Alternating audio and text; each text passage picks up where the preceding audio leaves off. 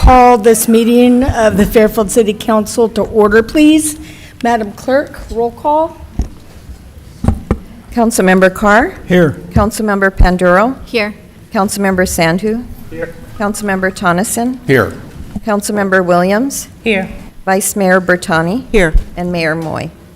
I am here, Thank you.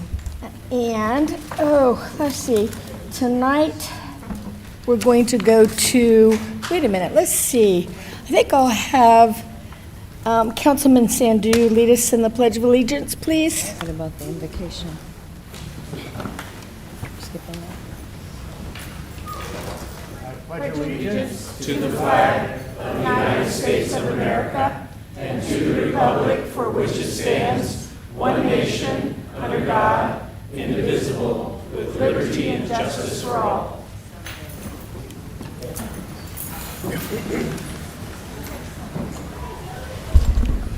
Am I to understand that our pastor isn't here tonight and the vice mayor is going to lead us in invocation? Okay, very good, then let's go, thank you.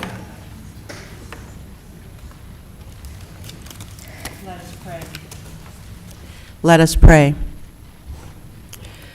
Lord God, Almighty and everlasting Father, thank you for bringing us into this new day, into this new Holy Week, and the holiest of holy seasons, this Easter season. Protect us with your mighty power, that we may not fall into sin nor be overcome by adversity, and in all that we do, individually and collectively, bless us and our activities to the fulfilling of your purposes for our lives, our families, our city, our state, our country. I pray it all in the name of Jesus the Christ, our risen Lord and Savior, who lives and reigns with you and the Holy Spirit, one God, now and forever. Amen. Amen. Thank you, Madam Vice Mayor. And now we're going to go to council reports. I think we'll start with Councilman Manvier. All righty. I think in the past couple of weeks, there were a few things. One, had the pleasure of attending at Travis Air Force Base their annual Knuckle Busters event. That went really well, and then just, I think, a week ago, here in downtown Fairfield, I had the chance to attend the Solano Justice Center's annual celebration, which kind of, the topic overall was about, I think, not human trafficking, domestic violence. And I think that just about sums it up for now. Thank you, Mayor. Thank you, Councilman. Madam Vice Mayor.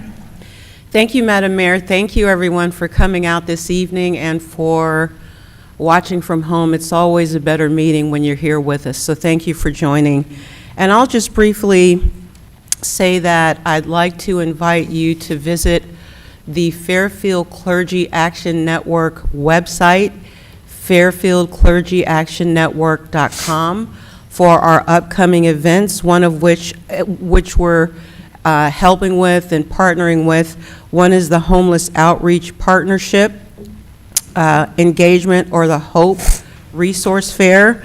That's going to be held on Wednesday, April 30th at Liberty Church from 10 a.m. to 2 p.m. Lots of resources, information, lunch as well. So we will be at Liberty Church on the 30th of April. And of course, our National Day of Prayer that the Clergy Action Network, or CAN, is hosting will be on May the 1st. That's a Thursday. We'll be meeting here at the Chambers, and if weather permits, we'll have it in the garden area right outside of the Chambers. And that begins at noon, and we'll just be praying. It's usually very well attended, very uplifting, and very well worth having. Hopefully our mayor will be able to come and address us as well, as usual. We have our regular CAN meeting on Thursday. No, it's actually a special, I'm sorry, it's a regular CAN meeting on Tuesday, April 22nd at 3 p.m.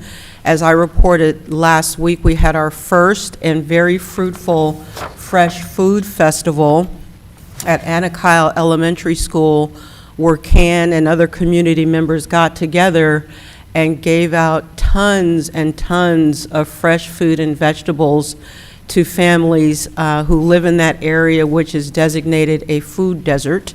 And so we'll be planning, you can go to the CAN website, Fairfield Clergy Action Network, tons of pictures on there. It was beautiful. Very successful event, and we'll be planning another.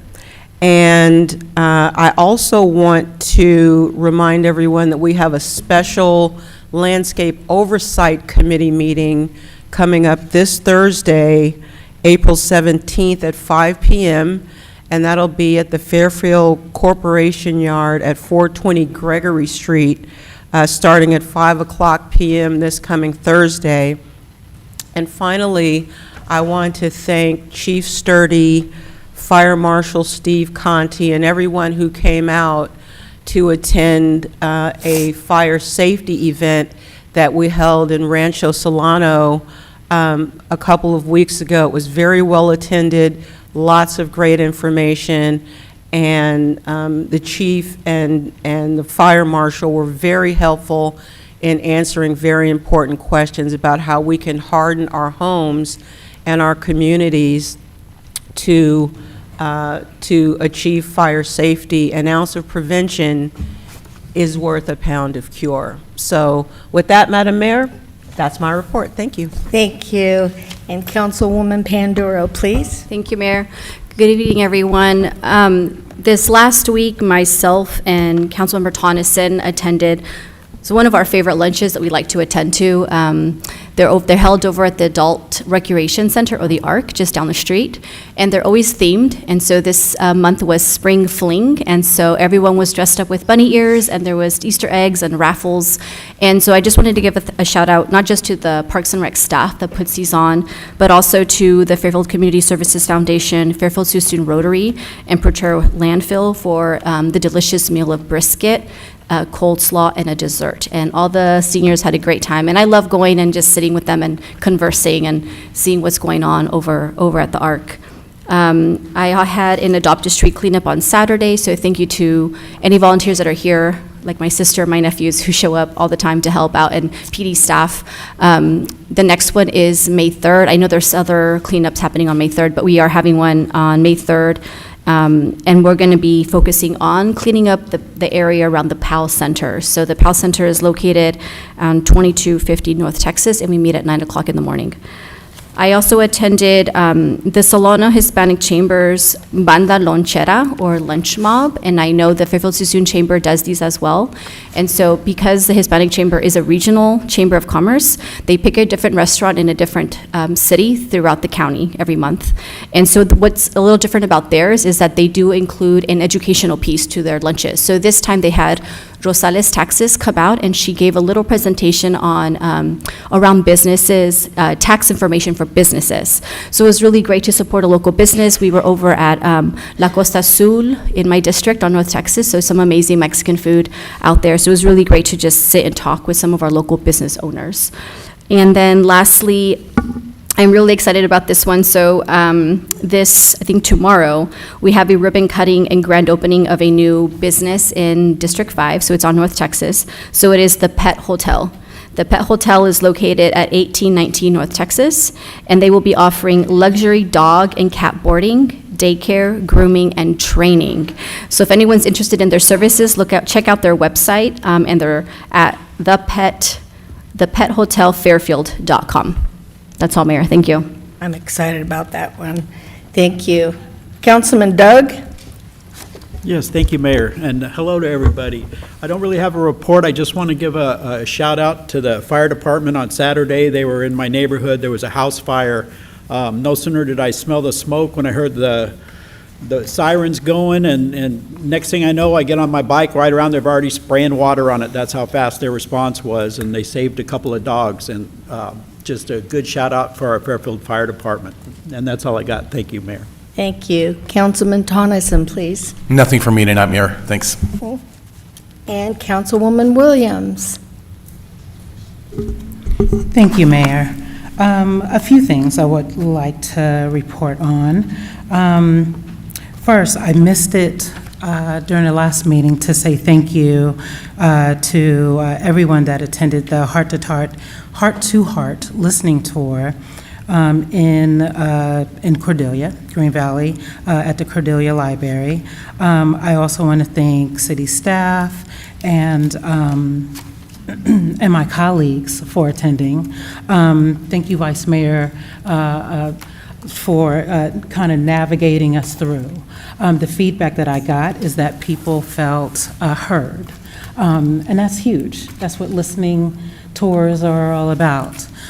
So if you missed that one, and I would say 20,000 of you did, because it was a very small group of people that attended. There are other tours every month. So the next one, I know that there's one across the street, right? Yes. Across the street is District 2, but Chamber of Commerce is where it is. I don't have the date in front of me. But I would say attend the ones one that works for you. And get out your thoughts, because it means a lot to us, and it helps us make decisions. So also, that leads into an event that is coming up, and that is the North Cordelia community meeting. North Cordelia LLMD meeting. Community meeting. That is May 1st, that's a Thursday, from 6 to 8. That's also going to be happening at Cordelia Library. And, our goal there is to, A, give information, B, answer questions, and C, also give enough time to see if there's a pathway to re-engage the community about this, to see if we can get the votes. So it really is going to be about the community and you all hatching a plan, a pathway, if that is going to happen. Finally, I wanted to mention the compost day. That was Saturday. And I think this event happens twice a year, but it was pretty wonderful. I know some of you all live in that community. I don't know how you deal with the pedophile yelling. That's pretty terrifying for me, but it was such an amazing event. And at this event, you were able to get compost to bring home, and there was a master gardeners that were there to answer any of your questions. And there was a guy that I don't remember his name, I couldn't find it real fast, but he sold us heritage vegetables and tomatoes. And I'm so proud because it gave me enough inspiration to put that raised garden bed that had been just sitting there for 2 years to work. And now I have planted my vegetable garden and my herbs, and all because the city of Fairfield decided to have a compost day. So thank you. I'm so excited for those tomatoes. I know I'm going to get one. Yeah. Oh, they're beautiful.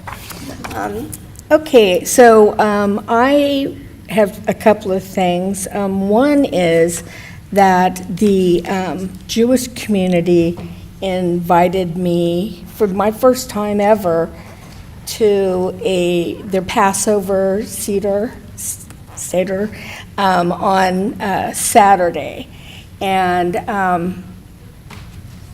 it was beautiful, and it was interesting, and I learned so much, and I enjoyed the love of the folks there. And there was a gentleman there who was a Holocaust survivor, and it really takes your breath away when you get to speak to somebody who lived through such horrors. And yet he was there and still practicing the religion that put the target on him in the first place, when the Nazis came for them. So that was very interesting. What I loved was that the rabbi's daughter did all of the cooking, and it was unbelievable. She's a young lady. Of course, she got some help, but I love Fairfield and Solano County because we have such a diversity of people and religions and different languages, and I love learning about them from our citizens. And it was a real learning experience, and I'll never, ever forget it.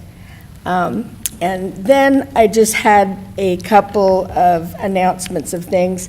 This Saturday at 9:30 is the 58th annual Easter egg hunt at Liebell Park. And that's right, 58 years the Kiwanis have been putting it on. And talk about awesome. I remember going to that when I was a kid. That's crazy. I mean, it's so much fun, and don't get in their way. You know, when they're going for it, just don't get in their way. I just try to go out and take pictures, and they don't. I mean, yeah, you better wear protective football gear if you know. But it's a lot of fun. And then the other thing that's going on here is our Blues, Brews, and Barbecue. And that is going on downtown, and it starts at noon. So you all want to go down there and check it out. And that's all I have. And so, Mr. City Manager, anything from you? Yeah, thank you, Mayor. Councilmember Williams brought it up. The next listening tour is Saturday, the 26th at the Chamber of Commerce building at 10 a.m. So just to share that date, and thank you, Mayor, for mentioning. I was going to mention Blues, Brews, and Barbecues. VIP is sold out, but there are still early bird tickets available for $10 or $15 at the door, so I hope to see everybody out there. The other thing I'll mention relates to the agenda. So the public hearing under item P1 related to the Authentic Fairfield LLC license has been continued to the meeting of May 6th. This continuation is at the request of Authentic's legal counsel so that they could be available for that hearing. I guess this date, while originally it worked, some conflict has arose, and so that item will be continued until the 6th. That's it for me, Mayor. Okay, and Mr. City Attorney? I have nothing to report. Thank you. Thank you. Madam Clerk? Thank you, Mayor. I just wanted to let everyone know the Landscape Oversight Committee is still seeking applicants for District 2. And also Fairfield 101 Civic Academy unfortunately has been canceled due to low registration. Anyone that did register will be put on a wait list. And if you'd like to be added to the wait list, you can email me at cityclerk@fairfield.ca.gov. And then lastly, if you'd like more information about what's going on in the city, you can connect with us at fairfield.ca.gov/connect. Thank you. Thank you. And now we're going to go ahead and turn to presentations, please. Yes, presentation 1, proclamation declaring National Poetry Month, presented by Councilmember Manveer Sandhu. And he will present it to our Poet Laureate, Michael Wiley. And after he reads the proclamation, Michael will read an original poem entitled A Good Skateboarding Program.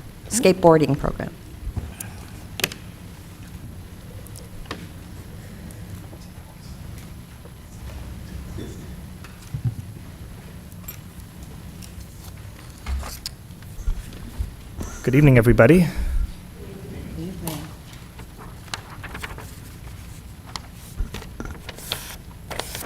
Whereas, in 1996, the Academy of American Poets established the month of April as National Poetry Month. And whereas National Poetry Month seeks to highlight the extraordinary legacy and ongoing achievement of American poets, introduce Americans to the pleasures and benefits of reading, bring poets and poetry to the public in immediate and innovative ways, and make poetry a part of our children's education. Whereas, under the leadership and direction of the Academy of American Poets, National Poetry Month is now the largest literary celebration in the world. Whereas, National Poetry Month provides an opportunity to celebrate the expressiveness, delight, and pure charm of poetry. It is a special occasion that reminds us of the integral role of poets and poetry in our cultures.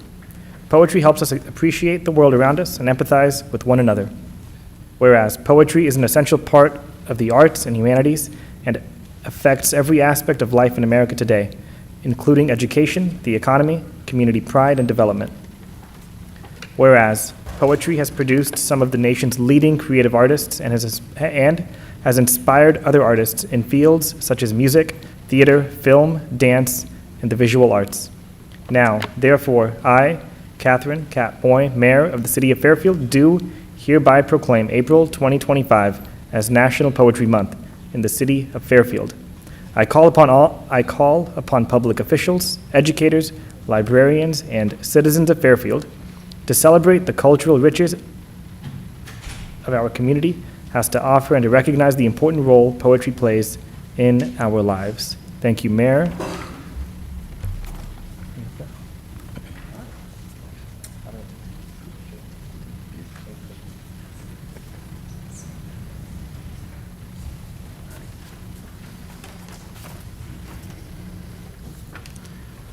Well, I guess if you ask a poet to speak on National Poetry Month, I better have something to say.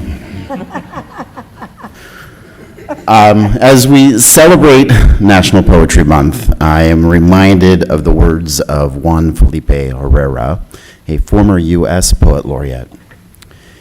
In his poem titled Poem by Poem, he reminds his readers, "You have a poem to offer. It is made of action." He writes, "You must search for it." In a later interview, he says this differently, and he's reflecting on this actual poem in the interview, and he says, "Poetry is a call to action, and it is also action." Herrera reminds us that more than a response to any one issue, poetry is an invitation to speak, to be seen, to inspire, and to act. A friend and colleague of mine, sculptor Mark Lancet, is fond of reminding me, especially when I'm not writing enough, he says, "Michael, we need your words." So tonight I offer this poem, these words, as an invitation to answer the call, to share those poems within each of you. Or to say this in another way, I need your words. So the poem I'm going to share is titled A Good Skateboarding Poem, and it is dedicated to a former professor of mine who then became a longtime mentor and friend. But I met him when I was 18, as you will see. A good skateboarding poem. Once, late for the first day of class, I steered my skateboard through the open door, popped the board's nose, wheels humming, and grabbed the nearest seat. Maybe not the best of first impressions. The prof, though, he didn't miss a beat. "Well," he boomed, "that's probably just what's needed. A good skateboarding poem." This was his message all term, to find our poems in the spaces we already occupy, to loose the line of ourselves without thinking, to see pavement as canvas painted in movement, the shuttered knock of a landing clean, or the scrape of shoulder across asphalt, the bruise that lingers. There is no secret to writing a poem. They are what have always called to us. If poetry has a purpose, it is because we confess the risk of our most ordinary moments. That ache we feel when the song hits just right on a late-night drive, or the swallowed nail of grief, or the snap of that first bite of plum. And so, yes, what is needed, what is always needed, is your good skateboarding poem. so we can find our voices through yours, how you risked the fall, found balance, how you launched into that splintered moment of flight. Want to go take a picture with them?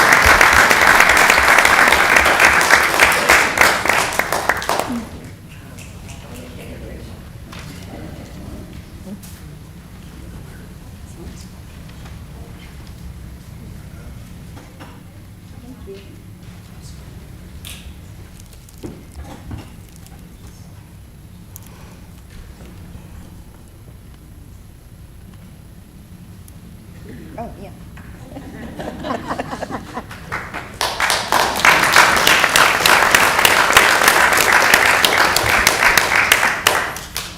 Okay, and our next presentation is myself recognizing several Adopt-a-Street groups, and these are groups that go above and beyond their volunteer duties, and this is in honor of Volunteer Appreciation Month. So I'm going to pop over there.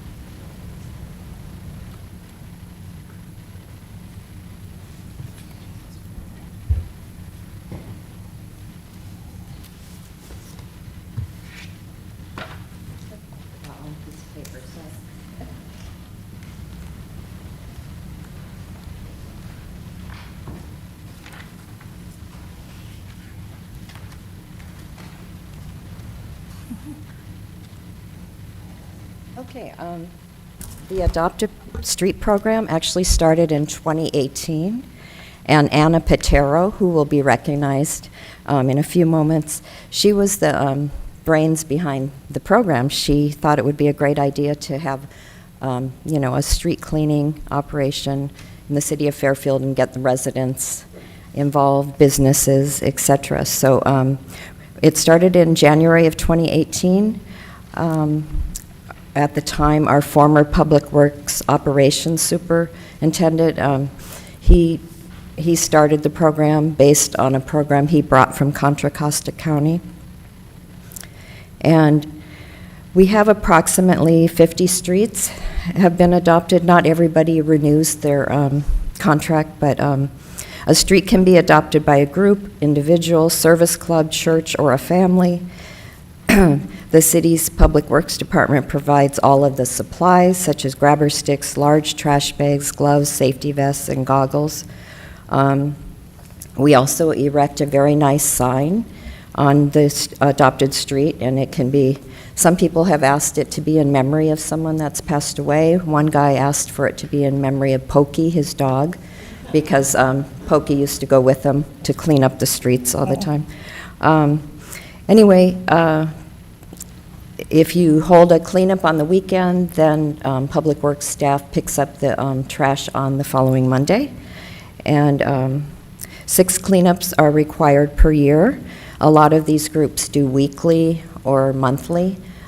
So I wanted to recognize all of them this evening.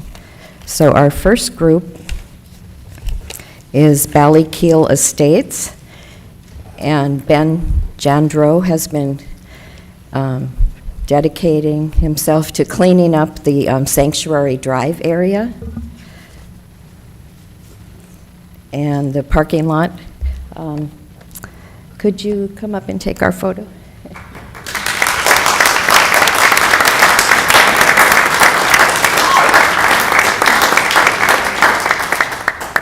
Okay, thank you, Ben.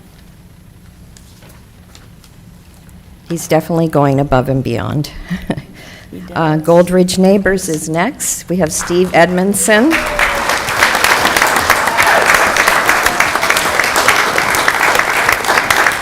Steve Edmondson, his wife Justine, and Maria and Elias. And they often have quite a few others helping out. Good job, good job.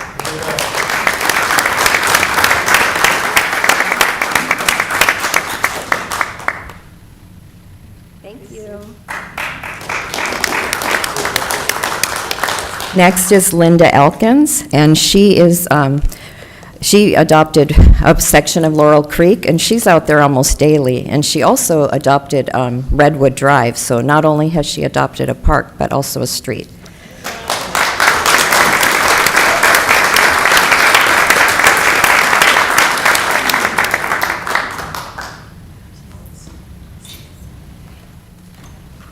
And next is Anna Patero.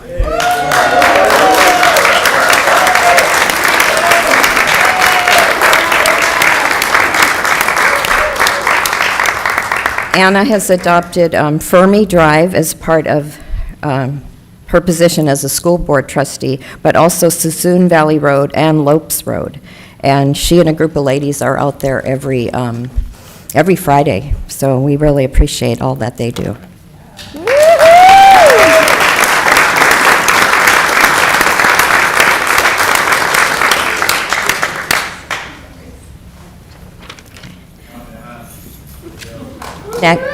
Next is First Baptist Church.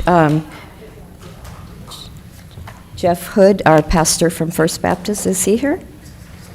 Oh, okay. He also does the invocation quite often, so I was looking forward to recognizing him. But he and his congregation have adopted a section of Travis Boulevard, and they're out there all the time cleaning up, so we appreciate him.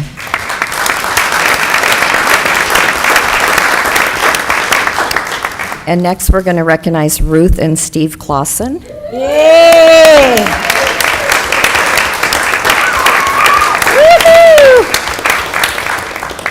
They do a lot of volunteer work in the community. They've adopted Green Valley Road, but also Anna and Ruth adopted Sassoon Valley Road and Lopes together.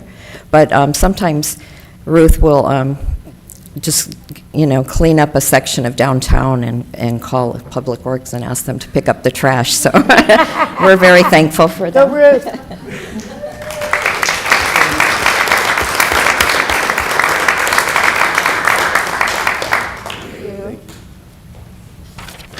Next is James Smart. That's you. James has adopted part of Travis Boulevard from North Texas Street to Sunset Avenue, and he's out there all the time as well. So I'm really fortunate to have such great people helping with this program. I didn't know that.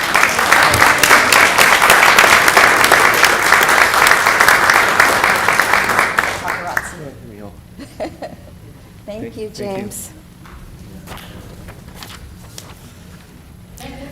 And next is June Johnson, but she said she may not be able to attend. Oh, you are here, yay!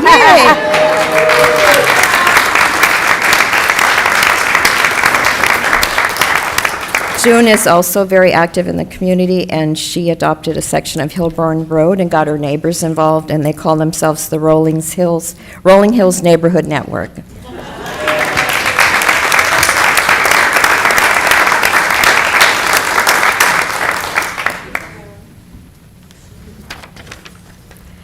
And next we have the Mac Garcia Foundation.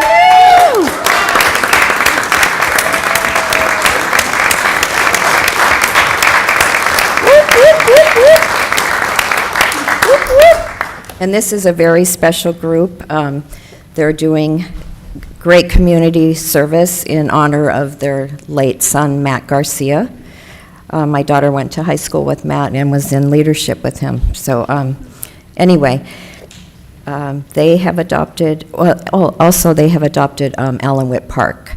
So they do cleanups the last Saturday of the month downtown, and they've been doing this for years, so we're really appreciative.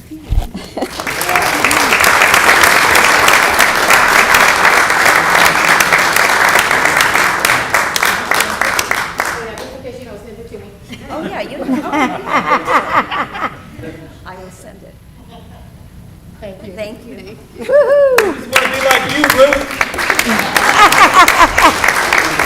And I also forgot to mention that Vince Webster is our former fire chief. And And he and his wife Sheila are very involved with the Matt Garcia Foundation. And Sheila is kind of their official photographer as well. And next, we have the Fairfield Police Department, who also adopted a street.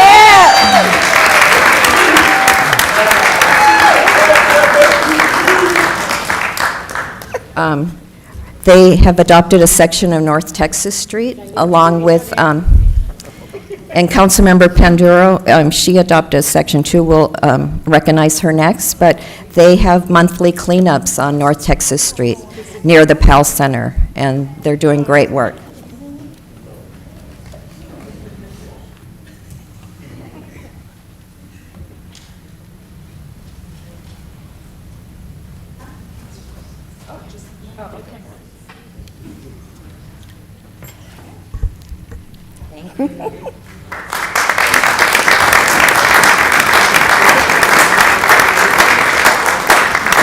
Thank you. So maybe some other departments would like to adopt a street as well. A little friendly competition. And last but not least, Councilmember Panduro.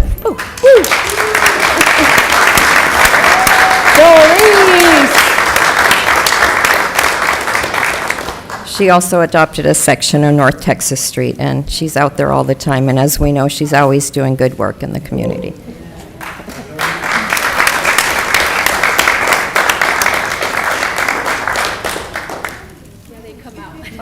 And this is her family who comes out and helps with the cleanup. Oh, yeah. So cute.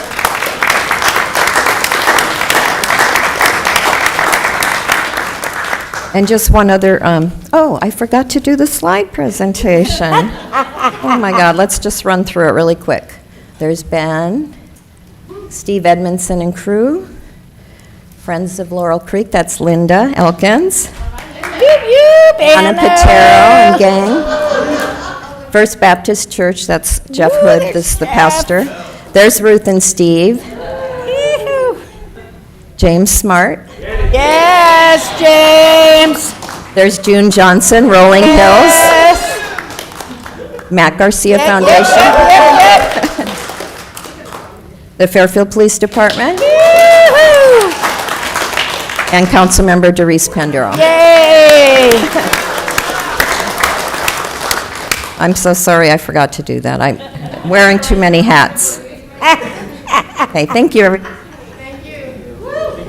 And also a shout out to Karen, who does so much to keep it all together, right?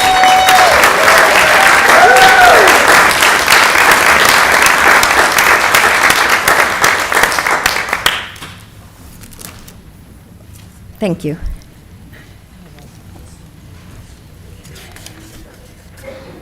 And our next presentation is Solano Resource Conservation District, presentation by Mary Ann Butler, and she's the Environmental Education Director with SRCD.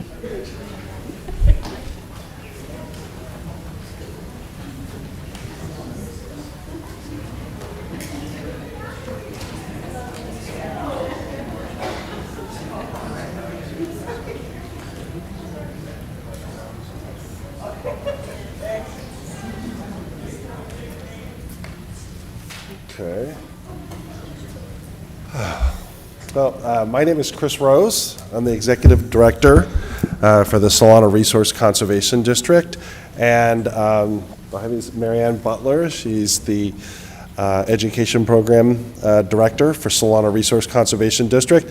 And I just wanted to thank you for this opportunity to come share about our program briefly and what we're doing. And what a lovely evening this is to come do it. This is really inspiring. You guys have it going on here.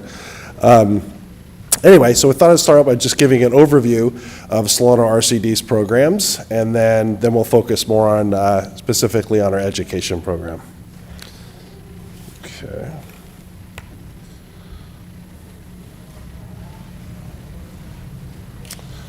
Okay, so those of you may know, some of those you may not know, there are 3 resource conservation districts in Solano County. There's the Dixon RCD, Solano RCD, and Suisun RCD. And they were formed for specific reasons, and they do very different things. Dixon RCD is more focused on ditch management. Suisun RCD is about managing and protecting the marsh. And Solano RCD does a bunch of different things throughout the entire county and beyond. Our main mission is to restore Solano County watersheds, protect natural resources, educate children and adults, and enhance our watersheds. So a little bit more about the RCD. We're a special district of the state. We form most of our works with partnerships with private landowners and public agencies. We have a 7-member board that's appointed by the Board of Supervisors. We work off of mostly state grants and direct funding from agencies such as cities, the county, water agencies, and others. Currently we have 55 different projects on our books, and we have 33 employees, 20 of which are benefited employees, and then the remaining are part-time educators, interns, and such. We have a $4 million annual budget. One of the main take-home messages is that of that $4 million, 8% comes from tax base. So we actually get about $250,000 to $300,000 of our $4 million budget from an assessment that was done in the 50s for flood control work. Since then, we've grown, and what we've done is grown, but our tax base hasn't. But that's okay, because it keeps us frosty and on it. So basically 48% of our money comes from partnerships from the cities, from like the water agency, Fairfield Suisun District, the county, and other partners. And this is to do projects and sites throughout our district, throughout the county, and also bleeding into Sacramento County, where we actually do some projects. When people ask me what we do, I basically break it down into 4 guilds. We have habitat restoration, we have water quality conservation, education programming, which Marianne is going to be talking more about, and then also wildfire prevention and post-recovery. That's something that we started about 4 years after the LNU fire. So since we're talking about all these different programs and we're in Fairfield, we thought we'd bring up just a few of the examples of projects that we're working on right now in Fairfield. And one of them is a project that we're doing with funding from the Fairfield Suisun District, and that is the Ledgewood Creek Mitigation Project. And this is a project that focuses mainly on establishing habitat as mitigation for a pipeline that was put under the stream. And this location is right in back of Home Depot, if you know where that is. So one of the other parts of this project that we noticed is there's a large houseless population that actually lives there. So we actually have a First Friday cleanup event that we have there, and actually we put out snacks, and some of the houseless folks actually help us pick up trash at that event. And this has also educated us to the houseless issue that is throughout all of Solano County, and has helped us work with other RCDs that have similar issues, because there is no easy answer. Whoop. Another program, we do a lot of bringing a lot of grants, but also government programs. We facilitate government programs for public agencies, but mostly private landowners. And these programs, the program that's listed here is the California Department of Food and Agriculture Healthy Soils Program. And this is just an example of one of the programs that we facilitate in Solano County and in Fairfield. Whether it's assisting with technical assistance as far as compost, cover crops, hedgerows, range planting, mulching, and just general, and pollinator habitat as well. Okay, another relationship we've had for actually a long time, it says 2022 to the present, but starting in 2022, we teamed up with Fairfield Suisun to work on implementing components of basically a master green plan for Fairfield Suisun. And they got together a bunch of different groups. Our bit was, and still is, to work on replacing ice plant and other water-loving plants there, replacing with native plants, building hedgerows, working with the Cs that now are housed out there, and also working on workforce development projects out at the sewer district.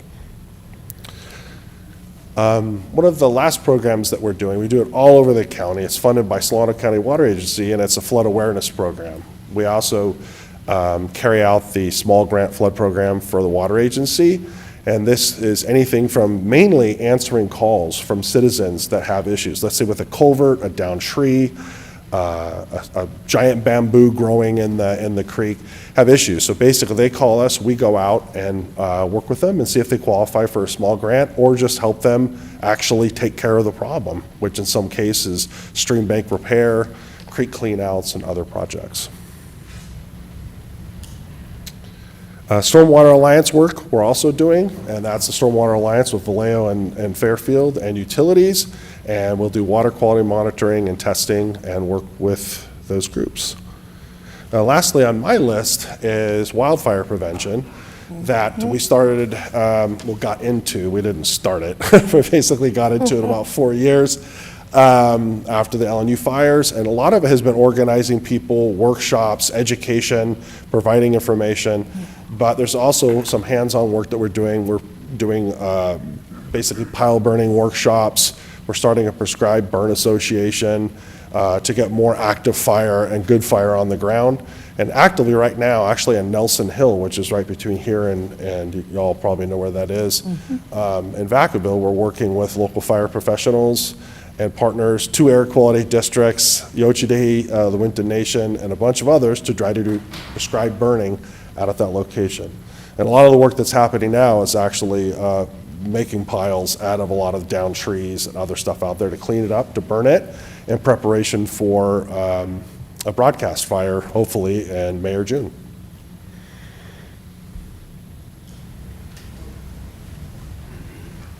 Good evening. It's especially nice to be here tonight. I also am a Fairfield resident, so it was really rewarding to hear of all these great organizations and communities coming out. So thank you, everyone, for what you do.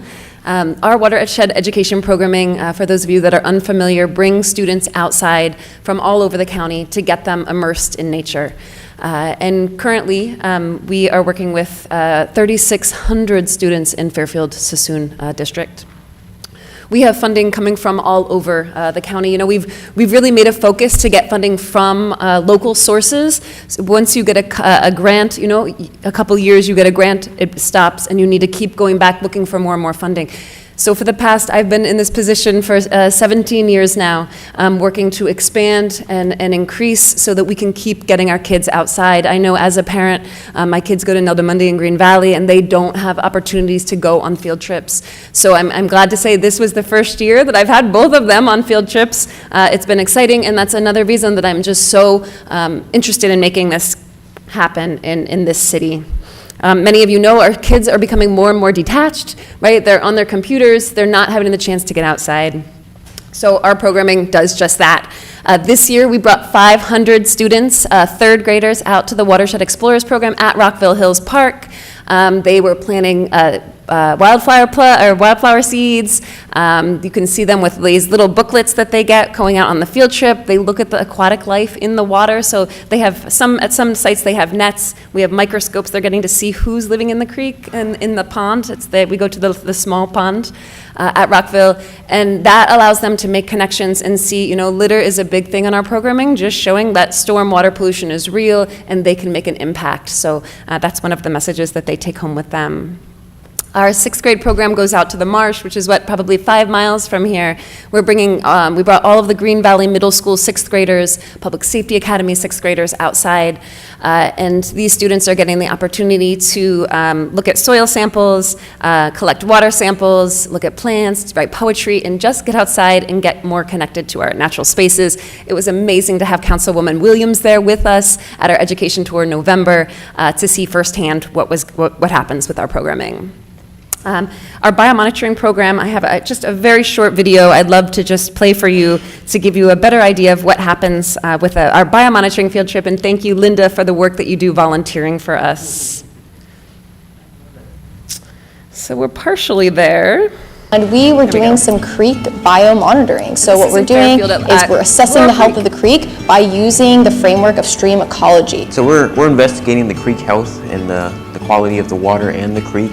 It's so boring being inside and like learning about the environment. Like at our desks, but getting outside and actually like doing the test, performing like hands-on, it's super fun. We are doing an assessment of the health of Laurel Creek today. Students are performing a physical assessment on the habitat of the creek. They're doing a chemical assessment and looking at the water quality. So we got probes and we checked different levels of the water. So like there was pH and then turbidity, just a bunch of tests, and we compared it to what normal results are. Students learn to calculate what we call the index for biotic integrity with this data. So they take the macroinvertebrate data and calculate the score that helps us evaluate the health of the creek. We actually encourage students to put this fieldwork on their resume.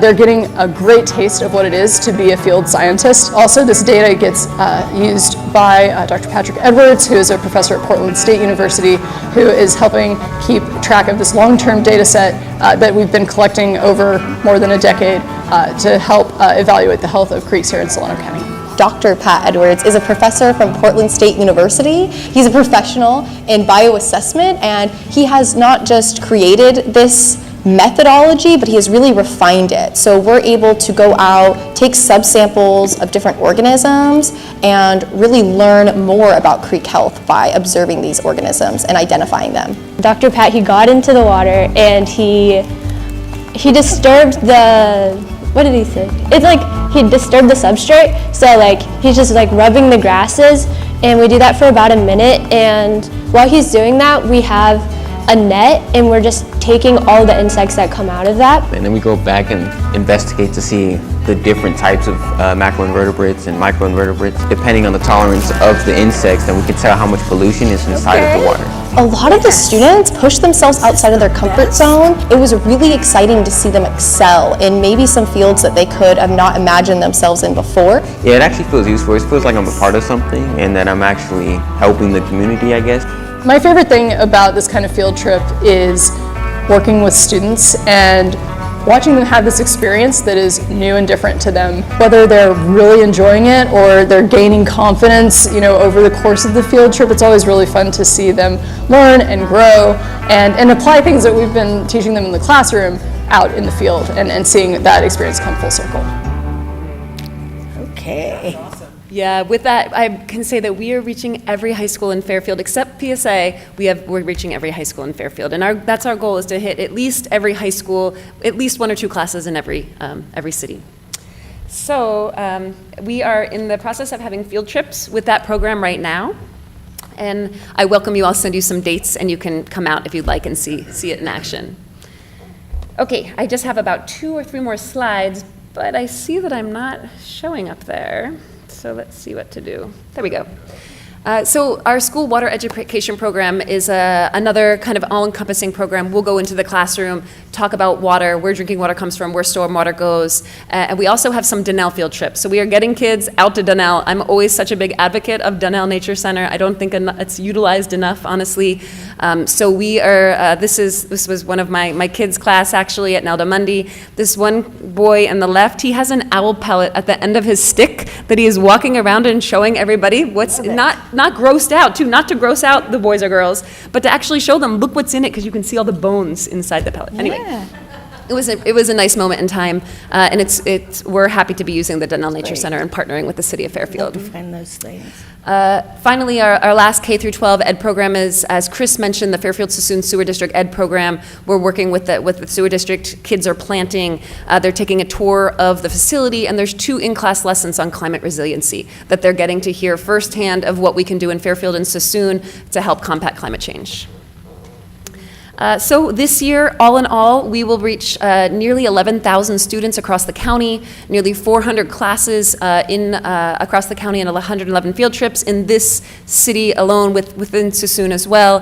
3,600 students, 125 classes, 37 field trips will be happening this fiscal year, excuse me. I just wanted to give a shout out for our Solano Water Institute. For those of you that aren't aware, we have it's a teacher institute where teachers learn about our local water resources at the end of July. Supervisor Brown has come with us on all of the years. She likes to utilize that boat tour. So if anybody would like to go on the boat tour and learn from our water panel about local water resources, we encourage you to join us. I can send that information as well. And finally, we also hold annual cleanup events, and we have one coming up on April 26th. So I'd like to just remind everyone about our education programs, that these are, in my mind, legacy programs. It's important for us to shape these future voters and get them connected back to our natural resources. And I know Mayor Moy in the Solano County Water Agency Board will be deciding whether or not to continue funding these programs. We are requesting them to please keep us in mind. That's 3,600 students in Fairfield and Sassoon that we bring out, and we hope you can help spread the word to the board, the importance of these programs. So, thank you for your time. I appreciate it very much. Thank you. That was fantastic.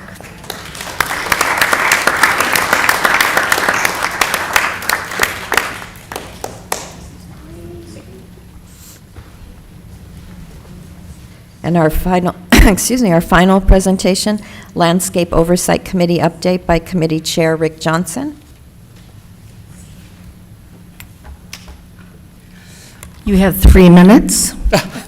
I'm so used to hearing that. I wondered if you were going to say that.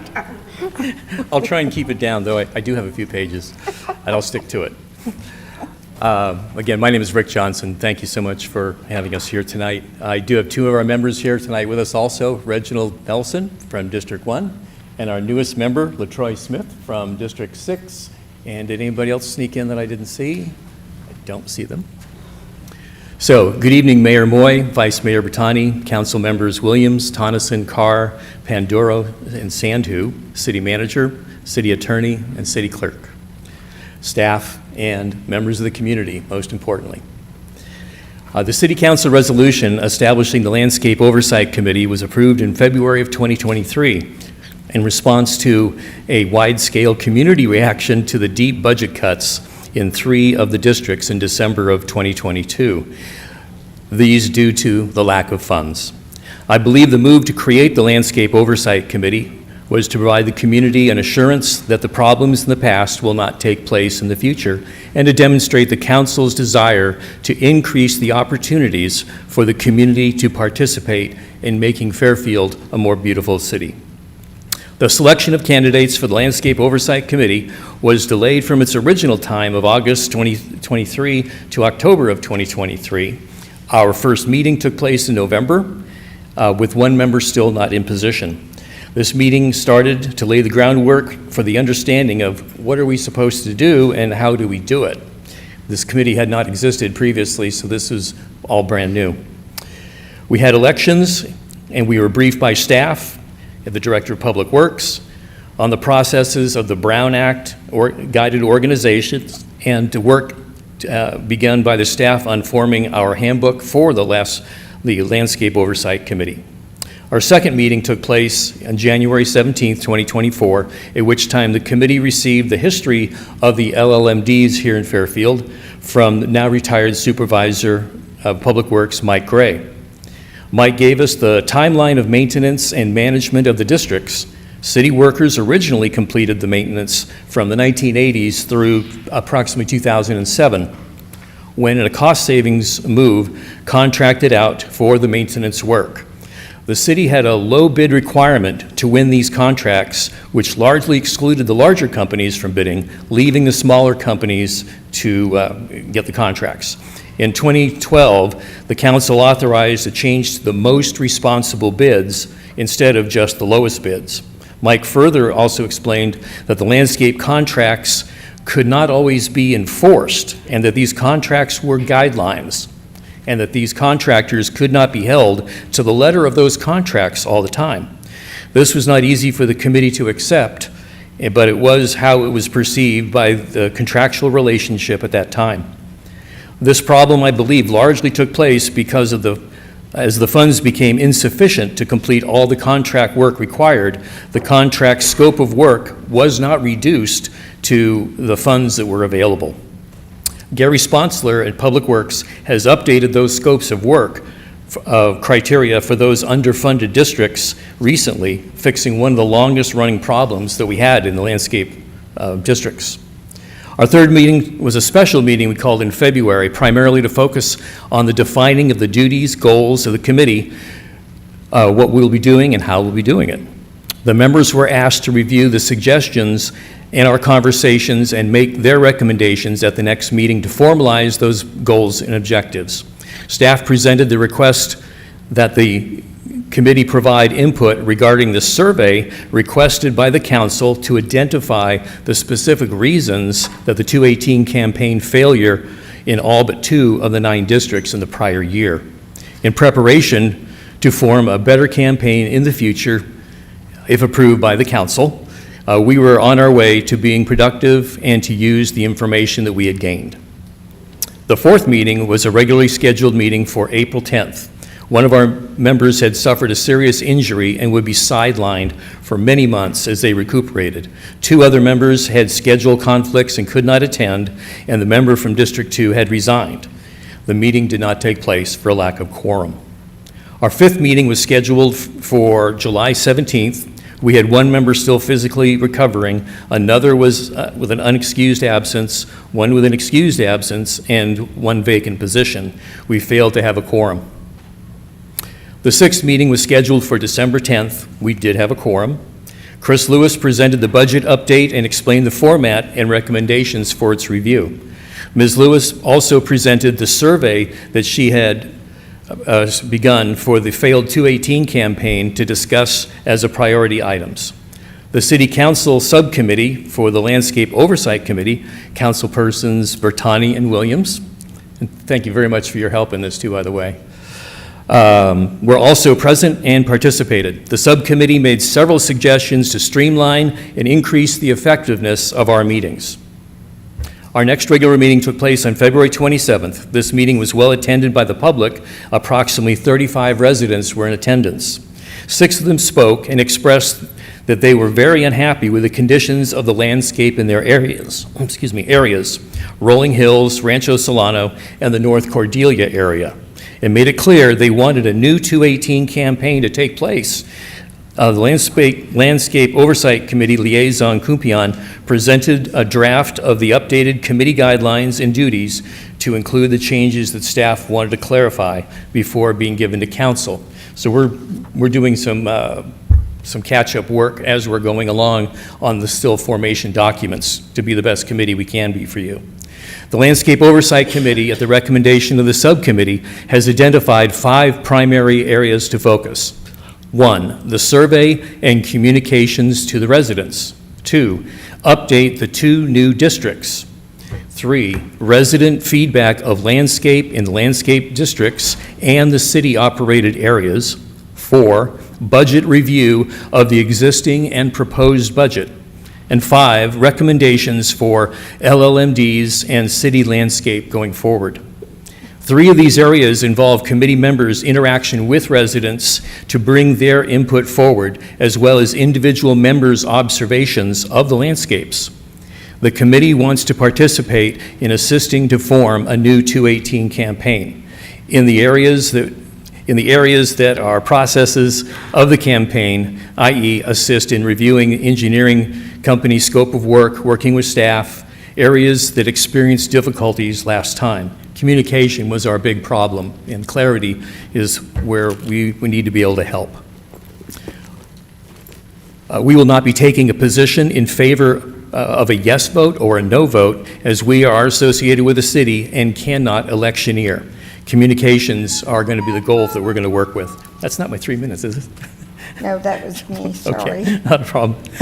The process of constructing this committee with the participation of its members as they come up to speed on the operation and process of the LLMDs, the assistance of staff in the formation of this understanding, Public Works representatives bringing the history, scope of the issues, and the council subcommittee providing additional support and guidance while following the Brown Act requirements has proved to be a more lengthy process than I would have suspected. I have a much greater respect for all staff and Public Works and this council for all the things that you live with and work with, the rules and restrictions and requirements for these processes. We, the committee, are well on our way to being productive in the focus areas that we discussed. We welcome new District Member 6, LaTroy Smith, and we welcome the residents to continue to participate in the process of the committee as it moves forward in hopefully reformatting a stronger 218 campaign and beautifying Fairfield again. Again, a reminder, our landscape meeting is coming up this Thursday. It will be at 5 o'clock. It'll be at 420 Gregory. And as you've heard tonight, volunteers in Fairfield are an important part of our community. We are also volunteers here, and we really encourage people to participate at whatever position you can find. And for us, we have an opening in District Number 2. If somebody resides there, we would love to have you apply for the process to join us. And with that, I turn it over to the council and see if you have any questions that you would like me to answer. Colleagues, any questions or comments? I guess you're pretty clear. Well, I would just say thank you to the committee for sticking in there, for hanging in there, for getting through those meetings where it was tough to get a quorum, and to really kind of reconstituting yourselves and staying committed to be a part of this very important committee. It's a lot of work, and you all put a lot of work in, and I'm really thankful that Councilmember Williams and I are able to attend and assist, but you've done a great job, and we're looking forward to great things with not just LLMDs, and I'll continue to reiterate this, but this is the Landscape Oversight Committee for the entire city of Fairfield. So our work will be focused, of course, on LLMDs, but we hopefully will not lose sight of the beautification of the rest of our neighborhoods in the city under the recommendations from the Landscape Oversight Committee. So thank you for a job well done, and looking forward to the days and months ahead. Absolutely. Thank you. Thank you. Councilman Tonneson, and I'll come to you. So Rick, you said in there, as the LOC committee, you can't campaign for a 218? Yes, that's correct. Why? Because we're associated with the city, and it's been made clear to us that that relationship is such that we cannot be in favor or against, but we can really work well to identify good, clear communications, and we can interact with the community to see how well those ideas are being absorbed. But as part of the city, we are restricted. Who's going to run the 218 campaign? That's a process that we are in understanding right now. As far as what does it look like, it's going to be a consortium of individuals that are going to be in the process. And again, I'm speaking a little bit out of turn for that, but there will be a committee that will be processed, and there'll be a committee or group that is completely residential, that's completely free to say, please vote yes, and here's why, and they will have that freedom that we won't be able to have to that degree. So you're going to form a 218 committee of people that aren't on the LOC? The actual formation, or what is that going to look like, is what we are working on right now. I've met with the city manager to see how the LOC is going to work with the city itself in the process, what help we can do in streamlining, but also, like I said, the communication is the #1 item. That as the new engineering company comes forward and they have their information that they want to get out, we want to look at it to ensure that it's clear and that people can understand their process. That was one of our big failings in the last 218 campaign, is it was not clear how they came up with the valuations or how they came up with the formulas they used. So the meeting that I attended, there was 5 staff members, and I think there was 4 or 5 LOC members. Mr. City Manager, is that still the case? Are we still loading up the room with staff? I think there's 4 or 5 staff members that attend those, yeah. And how much How much staff time are we're well over 10 or 15 hours a week, or in that neighborhood or more, correct? I mean, I guess on weeks when there's a landscape oversight committee meeting, just, you know, a 2-hour meeting with 5 staff members, that would be 10 hours. But I wouldn't say that that, doesn't I even wouldn't say for include- the oversight committee, it's 10 to 15 hours every single week. So that doesn't include the prep work, are we still answering PRAs?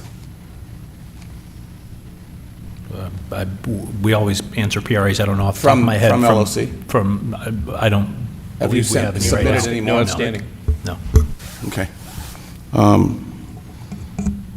It seems like a lot of staff time to me. That's all.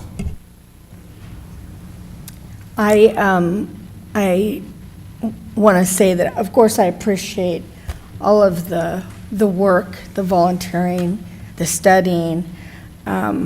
I am concerned that you all aren't going to be able to campaign because when we were going through that process before, you were the best voices for it, and I am a little bit shocked by this. I didn't know, and I see it as a big disadvantage myself. We can be working closely with the individuals who can say those things. So we can back and forth communication. It's just we cannot directly to the voters give them, please vote for yes or please don't vote. We can go through the active people who have free reign. It's just we have that restriction. Can I make a clarification? Still confused. Madam Mayor? Yes, please. So I'm a little concerned about what I hear. The prohibition on campaigning is as members of the committee or during a committee meeting, they cannot endorse or take a position or plan a campaign. You look at us, we're a member of the committee, can't have a polo shirt, can't hand out City of Fairfield buttons, but they can, as individuals, campaign as an individual member of the community. So I hope that clarifies their ability to campaign. They just cannot do it as a member of the committee. Okay, then that makes, So that's a they can difference. campaign. They can campaign, yeah. Just like we can campaign for, And when we do a campaign, we have to get consultants, campaign managers, raise funds, it's literally a campaign, yes. citizen-led campaign. So we will participate right up to the letter of what we're being told we cannot go to. So we won't cross that, but we will do everything up to that point. I mean, also because this committee is new, I would go a little further than I would normally advise here on the dais. This includes campaigning in any government buildings, using a government cell phone, using government email. So when you're here in City Hall, when you're in the council chambers, when you're at a committee meeting, if you're going to have a conversation about campaigning or the campaign, you got to step out and make sure you're not on government property, or on city property.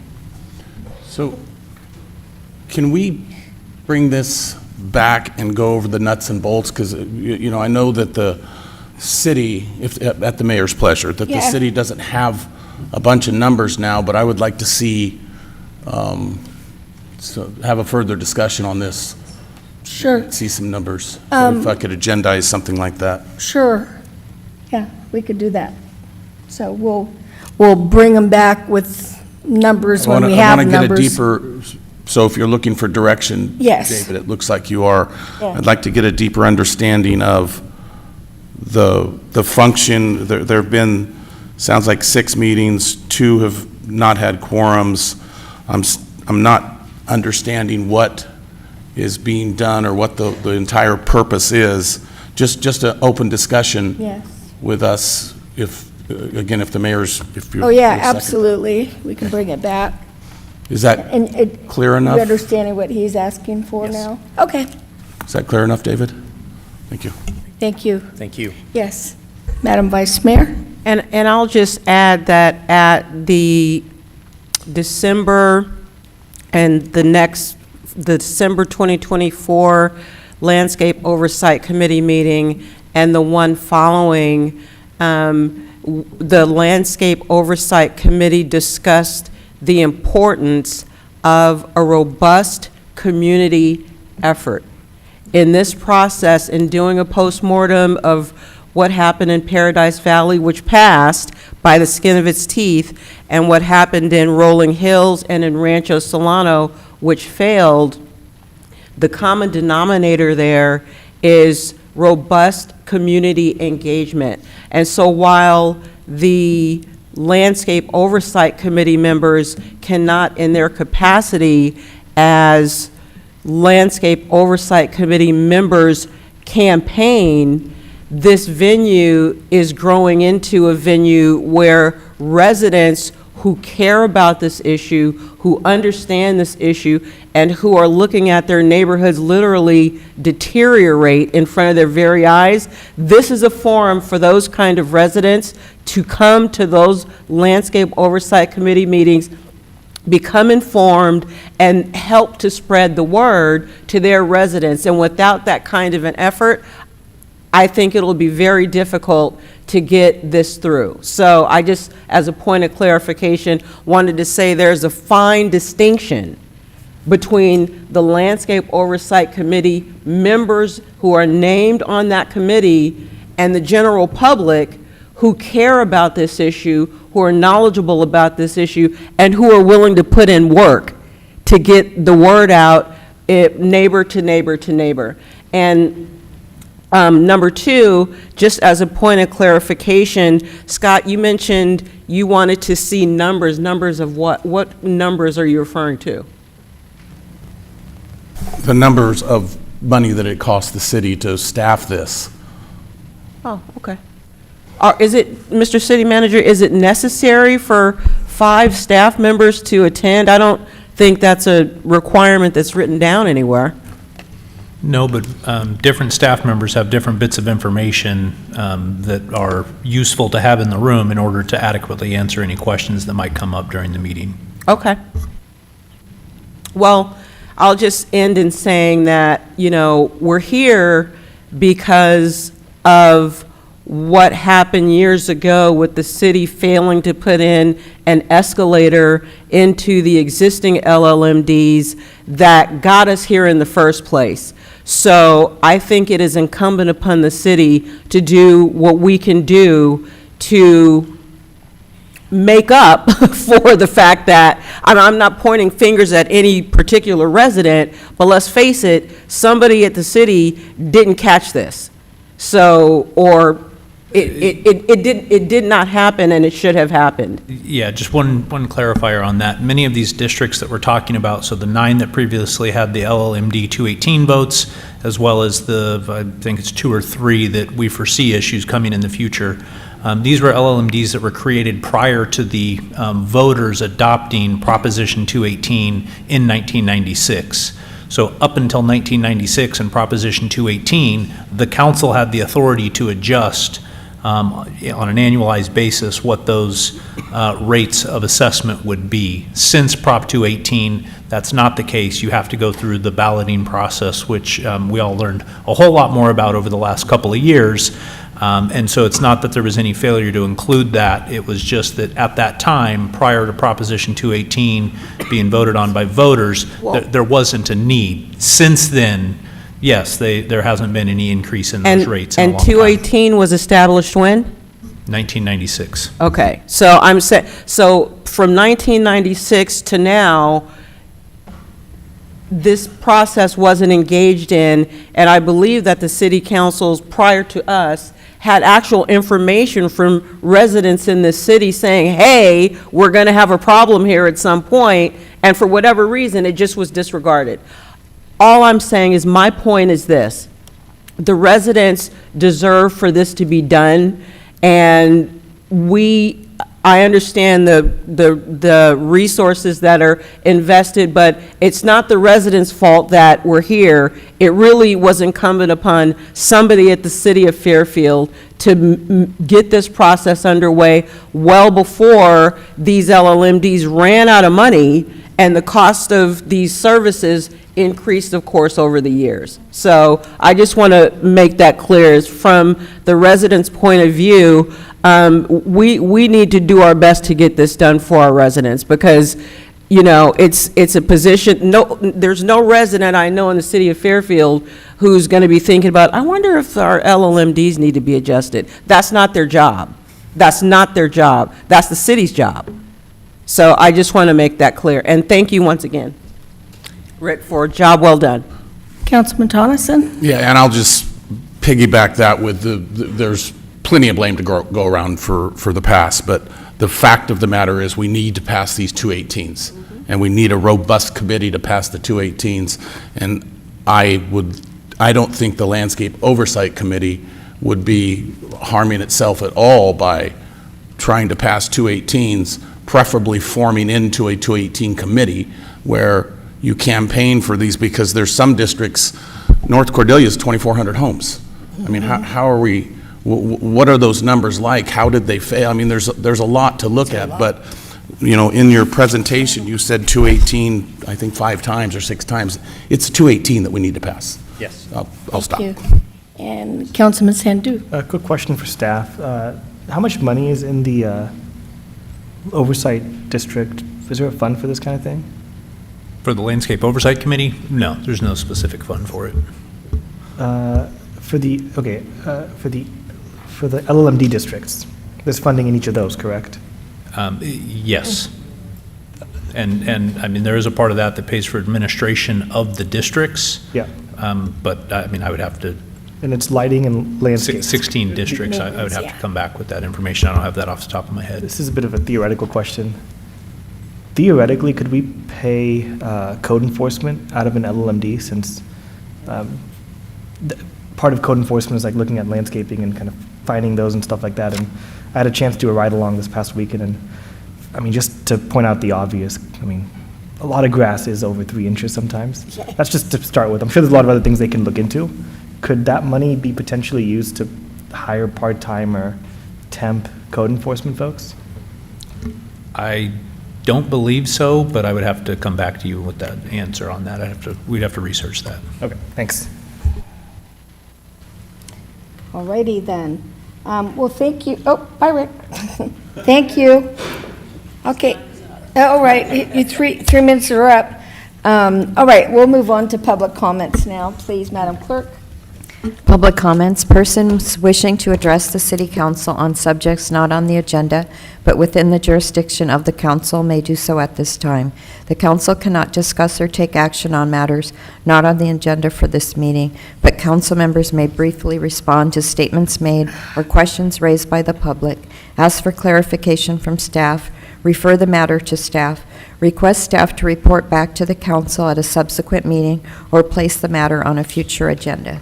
If you're online to speak on an agenda item, please use the raise your hand feature or press *9 on your phone. Speakers are limited to 3 minutes per item as determined by the mayor. And our first speaker is Tony Mraz, to be followed by Mary Johnson. Stand up, please. Hi. Mayor, Vice Mayor Berteni, council members, staff. Tony Mraz, I'm president of the Solano County Tennis Association. I'm here to follow up on comments I made before you back in November at your meeting about how to increase utilization of the city's tennis courts. Since then, Leanne, Ron, Mary Johnson, and I have met with Director Gausinger March 24th in our office, and a follow-up phone call on April 7th. Big picture-wise, I see tennis in 3 major activities or spheres, if you want. The lowest level is just recreation. Walk on a court, play. It could be families, whatever else, no reservations required. This is what Parks and Recs departments traditionally provide for their residents. At the next level is more organized, regular activity. Things like adult league tennis, youth tournaments, larger social events. And the next level beyond that is what I call pro-centric. Nobody teaches themselves how to play tennis. It's with a pro. And the healthiest tennis facilities that I'm aware of are located facilities with a pro driving that. He's the heart of the local tennis family. Now, we had all 3 of these in our local area here at In Shape until they walked away in spring of 2021. And we've been struggling since then to keep those things going. As I've talked to the director, recreation is covered by what you currently do. The next level in trying to get regular activities on your courts is kind of limited by the cost it makes to reserve courts right now. And she's agreed to work an MOU with the city, with our CTA, to make that more affordable for us. So we're in the process of gathering MOUs other CTAs have, put something together. My next step is to present that to Christina, to present to you guys at some point. So that's in the works for current activities. Long-term, like I said, the healthiest tennis communities I'm aware of have a home base, a facility with a pro generating things, running things. The new tennis facility coming at Matt Garcia Park is an ideal situation for something like that to happen. The director has agreed to listen to other, if you want, court management procedures or processes or models that are out there that would, one, grow the tennis family, but also could possibly even cover the ops and maintenance costs for those courts. So this is all things that we'd like to talk about going forward. So again, right now, my challenge, one, is to present that MOU draft to the director, and then two, keep the conversation going on You have 20 seconds. utilization of the new courts coming at Matt Garcia Park. Thank you. Thank you. Next, we have Mary Johnson, to be followed by Tim Tiu.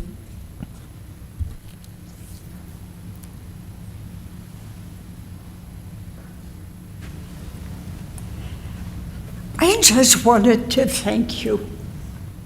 You're really treating this seriously, and tennis is serious, or it can be, having played it around 80 years now.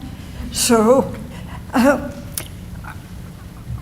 written a few letters to the local newspapers about my feelings of the importance of this game and how Fairfield has one of the best tennis tournaments in the country here every October.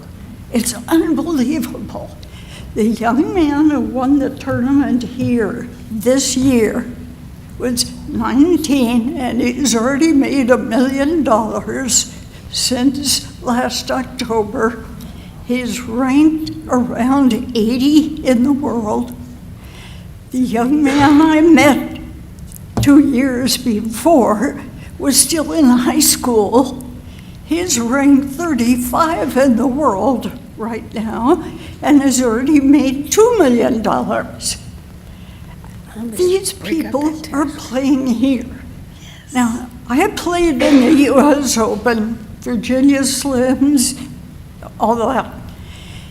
And if I go back to the Open to watch, and I have a few times, usually sitting in the president's box, good view, the cost is huge. Can you see the ball? Can you see the matches? No. You're so high up, United Airlines is flying by below you. And it costs you thousands. But here, you can sit 20 feet away from these great players. So I'm seeing the work of Tony, Tim, as volunteers, and the commendations you made this evening to all these volunteers.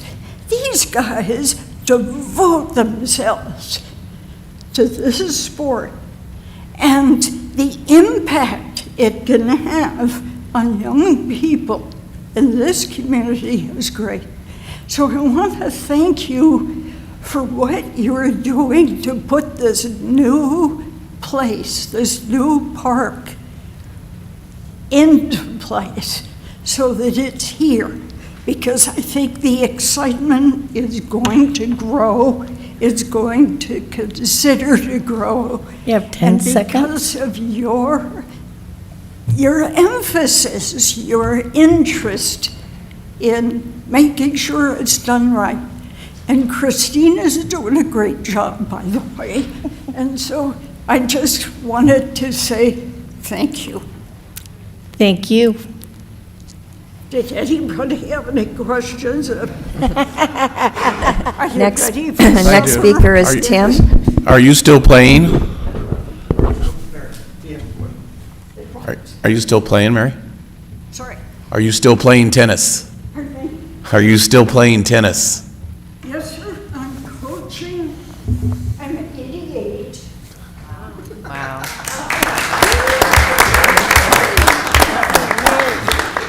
I still have help Mr. Mraz with his over 70 players men's team. And I assist Ralph Raffaella with the college, Solano Community College, because I turned pro at 18, so I'm still a pro and still teaching.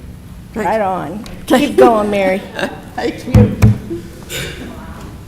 Tim, to be followed by Tracy Nishand. Hi. My name is Tim. I'm a resident here in Fairfield.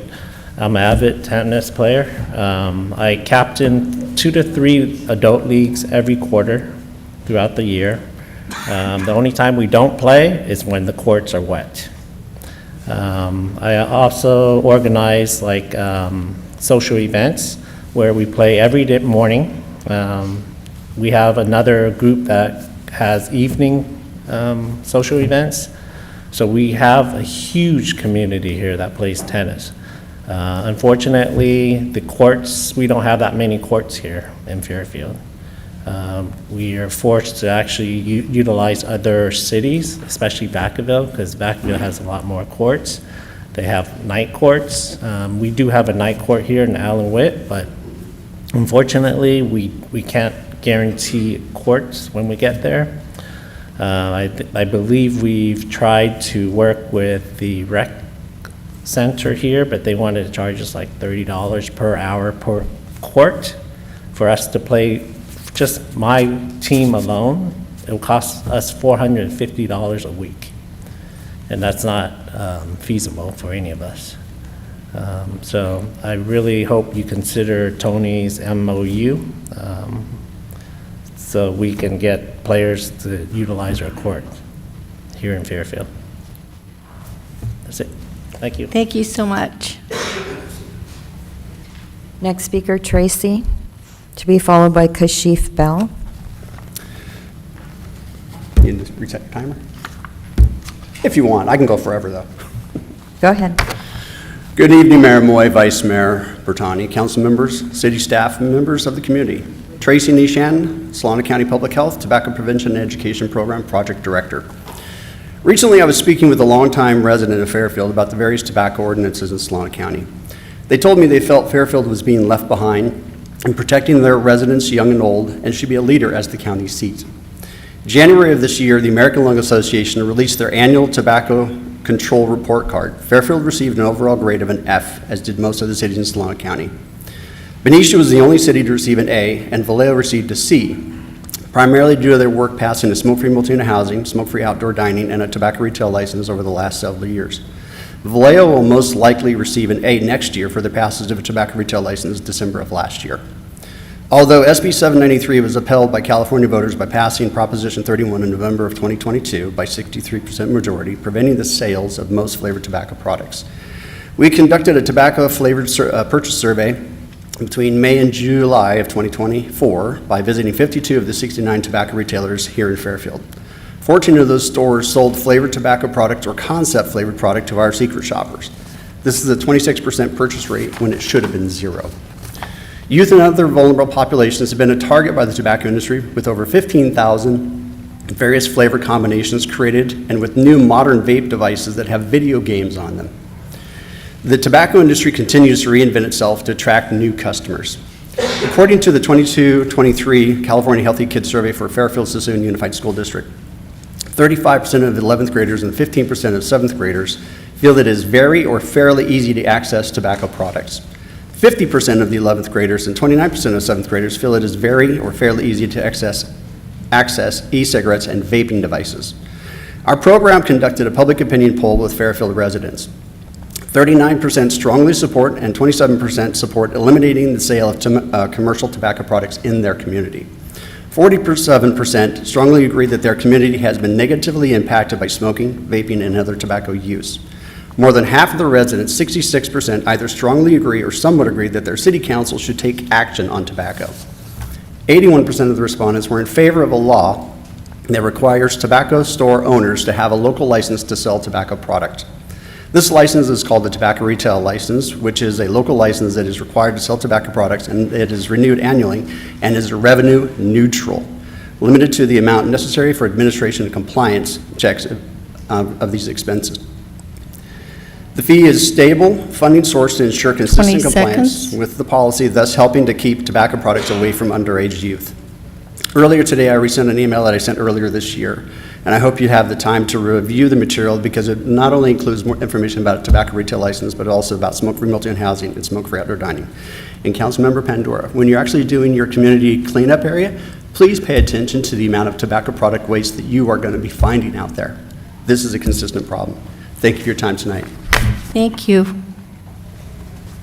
Next is Kashif Bell. Hold just a second. Excuse me. Oh, Madam sorry. Mayor, can I wanted to, on the tennis courts issue. Yes. Can I ask the city manager, Mr. City Manager, do you know the status of the MOU discussions with Mr. Mraz and his team, and whether those MOUs will be agendized and coming before the city council for consideration?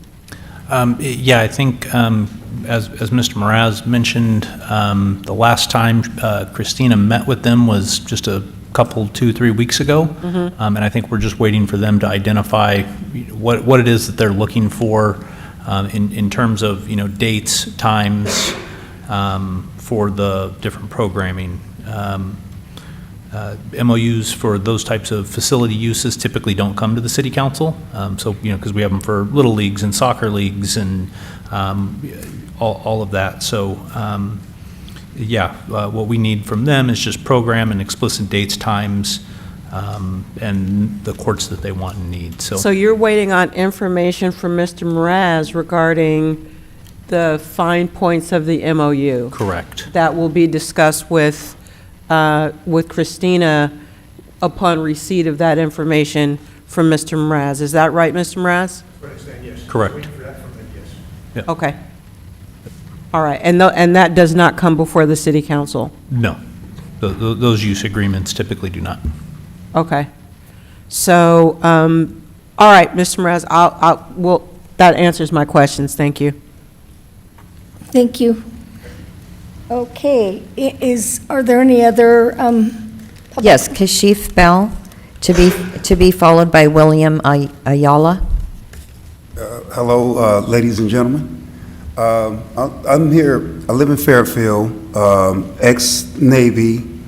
I live off of Air Base Parkway, and on the back side of the retaining wall, there's a drain line that needs to be investigated, checked out, but the storm water is coming in my backyard, okay? And it's been doing this for a while.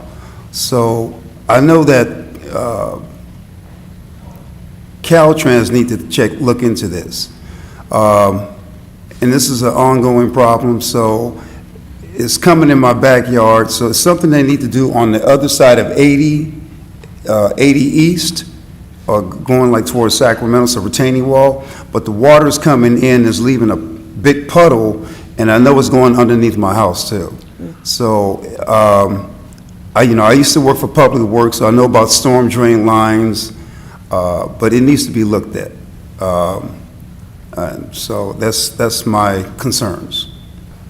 Okay. Yes, sir. Appreciate you raising that. If you want, Sanjay, our Public Works Director, or some of our Public Works folks are here, they'd be happy to step out in the foyer and get some information from you. Okay. All right. Thank you very much. Thank you for coming. Next is William Ayala. Hello, council members, mayor. My name is William Ayala. Sorry, I have a bad word. If I wanted to see if I could ask more than 3 minutes if possible because of this. No, we're going to keep it to 3 minutes. So Please this- get to the mic, please, sir. Thank you. Okay. So I'm a victim of a gross negligence caused by ADCO towing. I've emailed city council, I emailed the police department. My vehicle's gone. I had to walk halfway here today. I'm sick. My vehicle's this guy right here, he sent my email to a different jurisdiction. It has nothing to do with it. It's like I'm 2 months of going through this. You know, somebody needs to be held accountable. Somebody needs, I walk to work. Like, this is, I can't say these words, but I'm sorry. I need accountability here.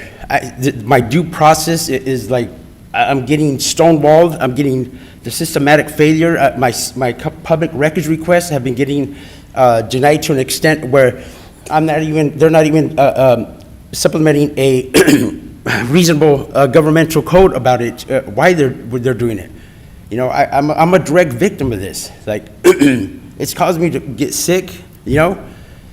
I need answers. I need answers from everyone here. I need answers from the Fairfield Police Department, from the top all the way to the bottom. Somebody's going to be held accountable for what I'm going through. This isn't right. I shouldn't have to be coming up here when none of this was my fault whatsoever. I was allowed to drive a vehicle that was severely compromised. Like, my vehicle was damaged. They took my money. They took my $500, but they didn't tell me, okay, well, your vehicle's damaged, sir. You know, I was put, you know, I'm going through so much right now, and I just need accountability. I need answers. I need you guys some feedback, something, you know, because I'm not getting nothing. No emails, no responses, nothing from the city council members as well as the police department. You know, I've been belittled, redirected, stonewalled. I can't file a police report. I can't do this, but they didn't give me no grievance procedures, no complaint procedures, nothing. And there's so many, there's just so many things. I emailed probably each and every one of you guys. So please understand my frustration. Sorry. And I'm asking for answers. You know, I went through the right venues. I did the right thing. And it seems like as a victim, I'm getting just shut down. Madam Mayor, if I may. Yes, please. Mr. Ayala, I'd be happy to go outside and talk with you with Chief Marshall. We can step out in the lobby. Just so council is aware, Mr. Ayala did reach out to me. He indicated that his car was towed in Sassoon City, and Sassoon City Police Department has a contract with ADCO, who has their business in Fairfield. And we told him at the time that and I did refer him to the Sassoon City Police Department because they're the ones who towed his car. But Mr. Ayala, with your permission, do you want to go out and talk a little bit more about this? Of course, thank you. With your permission, I'll step off the dais and go talk to Mr. Ayala. Thank you, Mr. City Attorney. Thank you, guys. Thank you. I don't have any other speaker cards. Did anyone else wish to speak? Okay, and there are no hands raised online, Mayor. All right, thank you. So now we're going to turn to the Housing Authority. Okay, we're going to convene the joint meeting of the City Council and Housing Authority. The holding of a joint meeting of the City Council and Housing Authority entitles the council members to receive additional compensation of $35 for attending the joint meeting. And there's the one item, public hearing, Housing Authority. Item L1, Resolution HA 2025-02, Fairfield Housing Authority's Public Housing Agency Annual Plan Fiscal Year 2025 to 2026, approving the Fairfield Housing Authority's Public Housing Agency Annual Plan for Fiscal Year 2025 to 2026. And our presenter is Tanya Tran, Housing Services Manager. Hi. Thank you. Good evening, Chair and Housing Authority Commissioners. My name is Tanya Tran, and I'm the Housing Division Manager for the Housing Authority.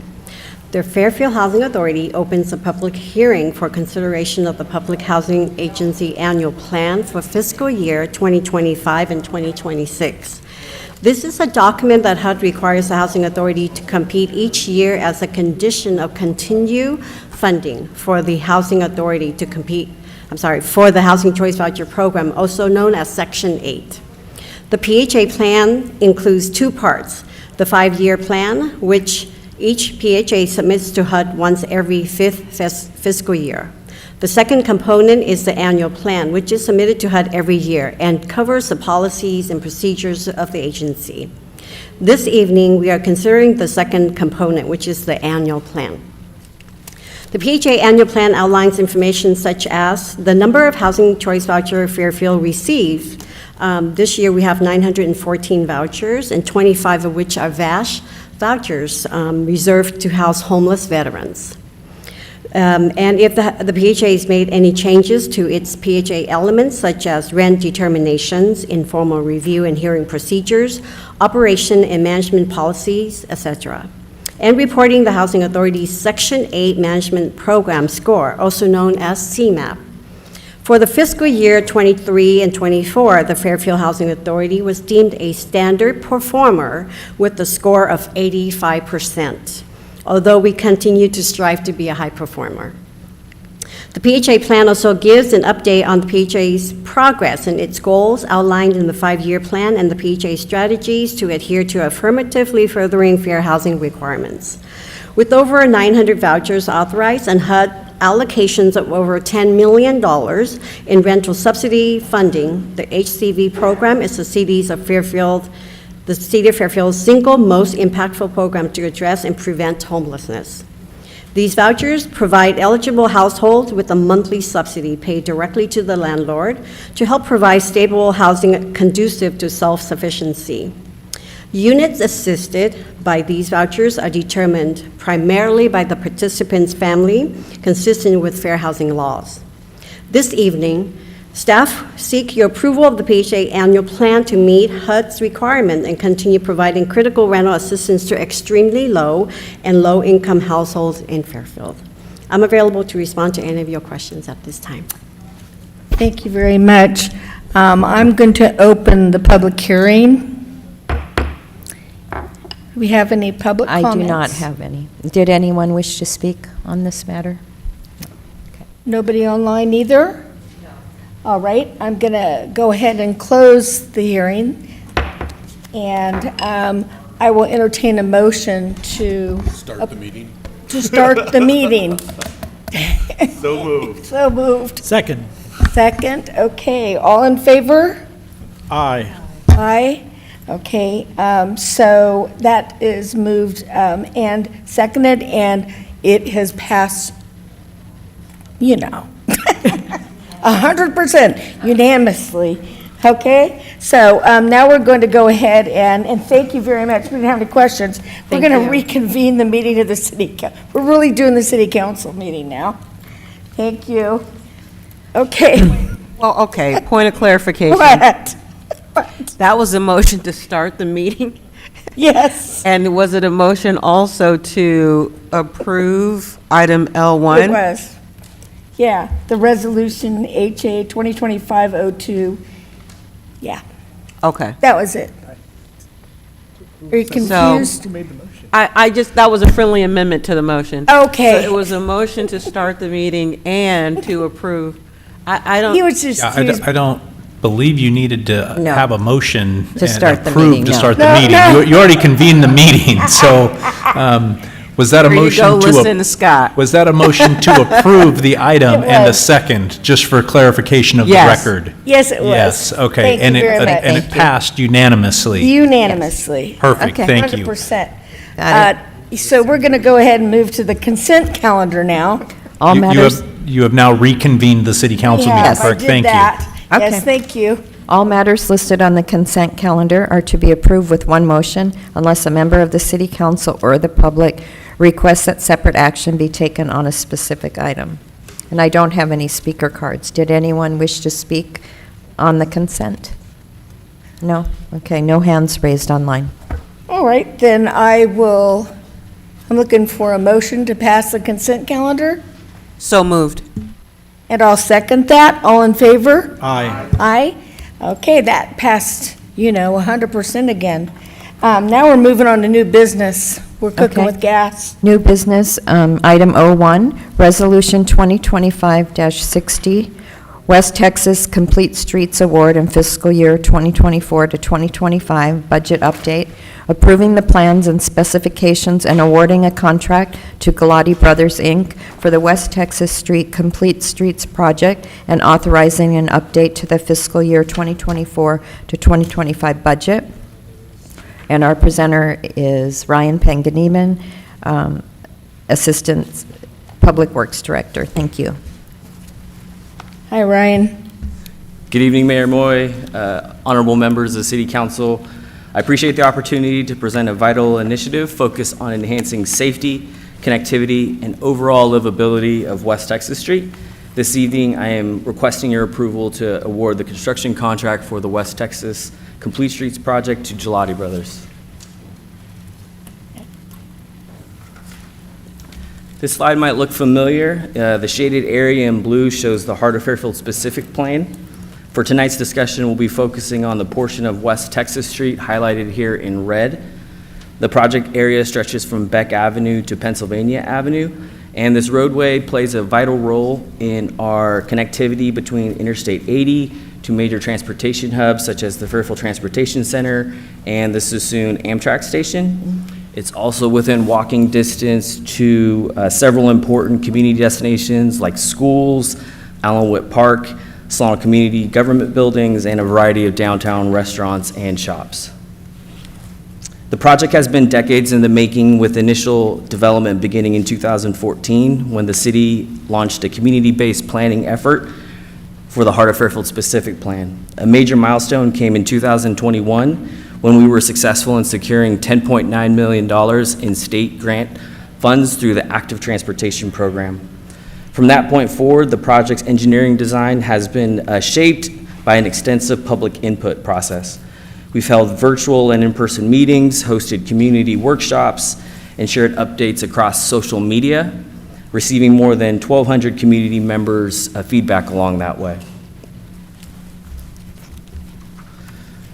So throughout the public engagement process, one message came loud and clear: speeding on West Texas is an issue. Community members shared a common vision to reimagine the corridor, not just as a route for cars, but as a walkable, vibrant, and well-connected gateway to our downtown.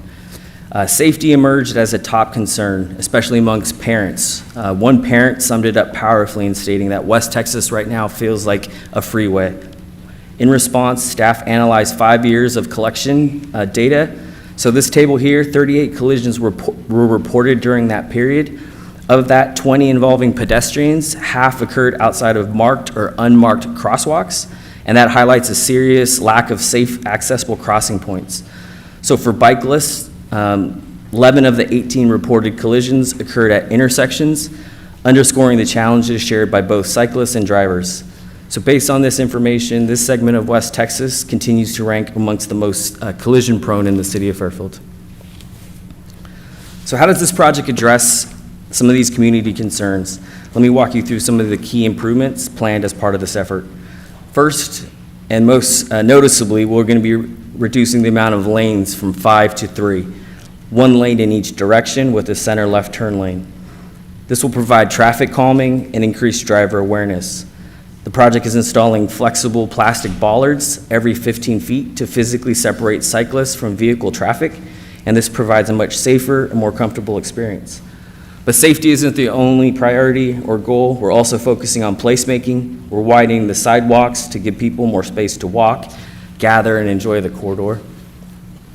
Additional pedestrian scale lighting will enhance visibility, safety, and ambiance, making the area more welcoming, especially in the evening hours. On this slide, I want to highlight some crucial improvements designed to enhance intersection safety. So first, raised medians are going to be constructed, and the main purpose of eliminating conflicts at driveways that are too close to major intersections. So by restricting these left turn movements, this will reduce the risk of collisions. Next, we're going to be incorporating rectangular rapid flashing beacons at First Street, and studies have shown that these beacons dramatically increase the likelihood of drivers yielding, making the crosswalks safer for pedestrians. And finally, a new traffic signal is being installed at 2nd Street. This will provide a controlled movement for all modes of transportation and improve the overall flow and efficiency of that intersection. So bids were opened on March 11th, and a total of 7 contractors submitted, which is a great turnout for us. The apparent low bidder is Gelati Brothers, and staff has determined that their Gelati Brothers bid of roughly $10 million is fair and reasonable for the work being performed. A majority of the construction funding is provided, as I mentioned, through this active transportation program, which is through Caltrans, the state. Staff is requesting a total budget authorization amount of approximately $11.6 million, which includes 15% contingency to address any potential issues that might occur during construction. So pending council's approval tonight, majority of the construction is anticipated to start in July.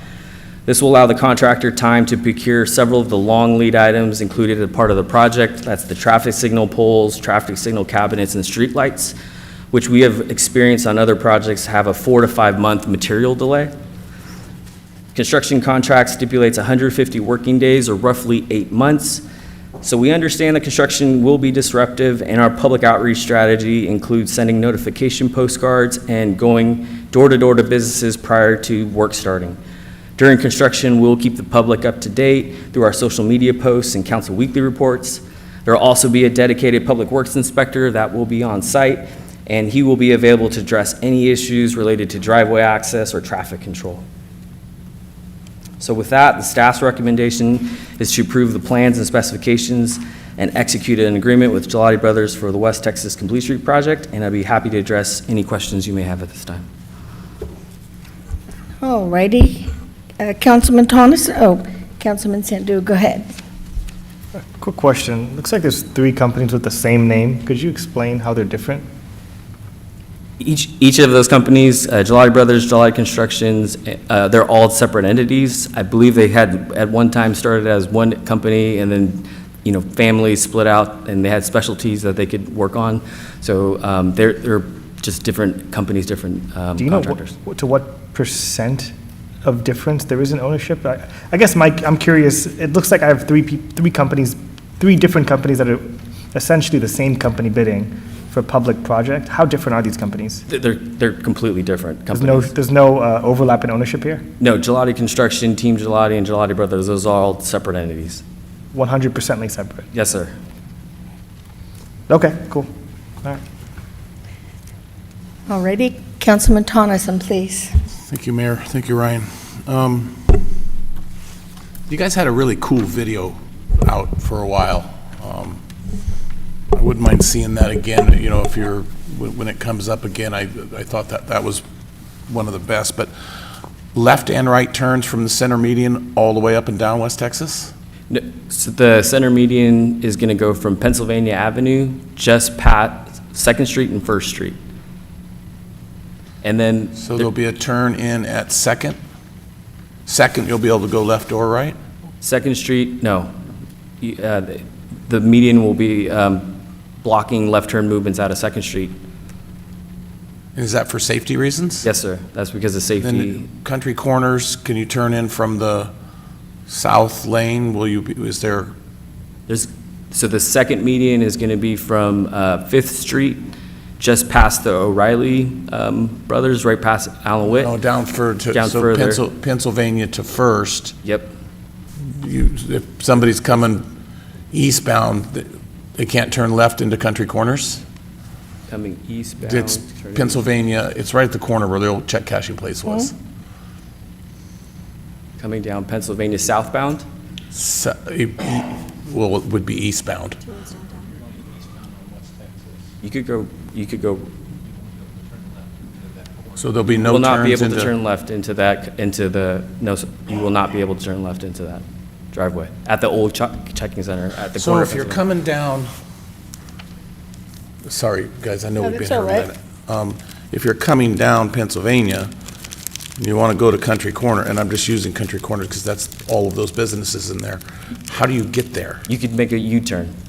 So U-turn at Pennsylvania? You can make a U-turn at that intersection of Pennsylvania, and then you could turn into that. That won't be too tight? No, so we've run traffic data, turning templates.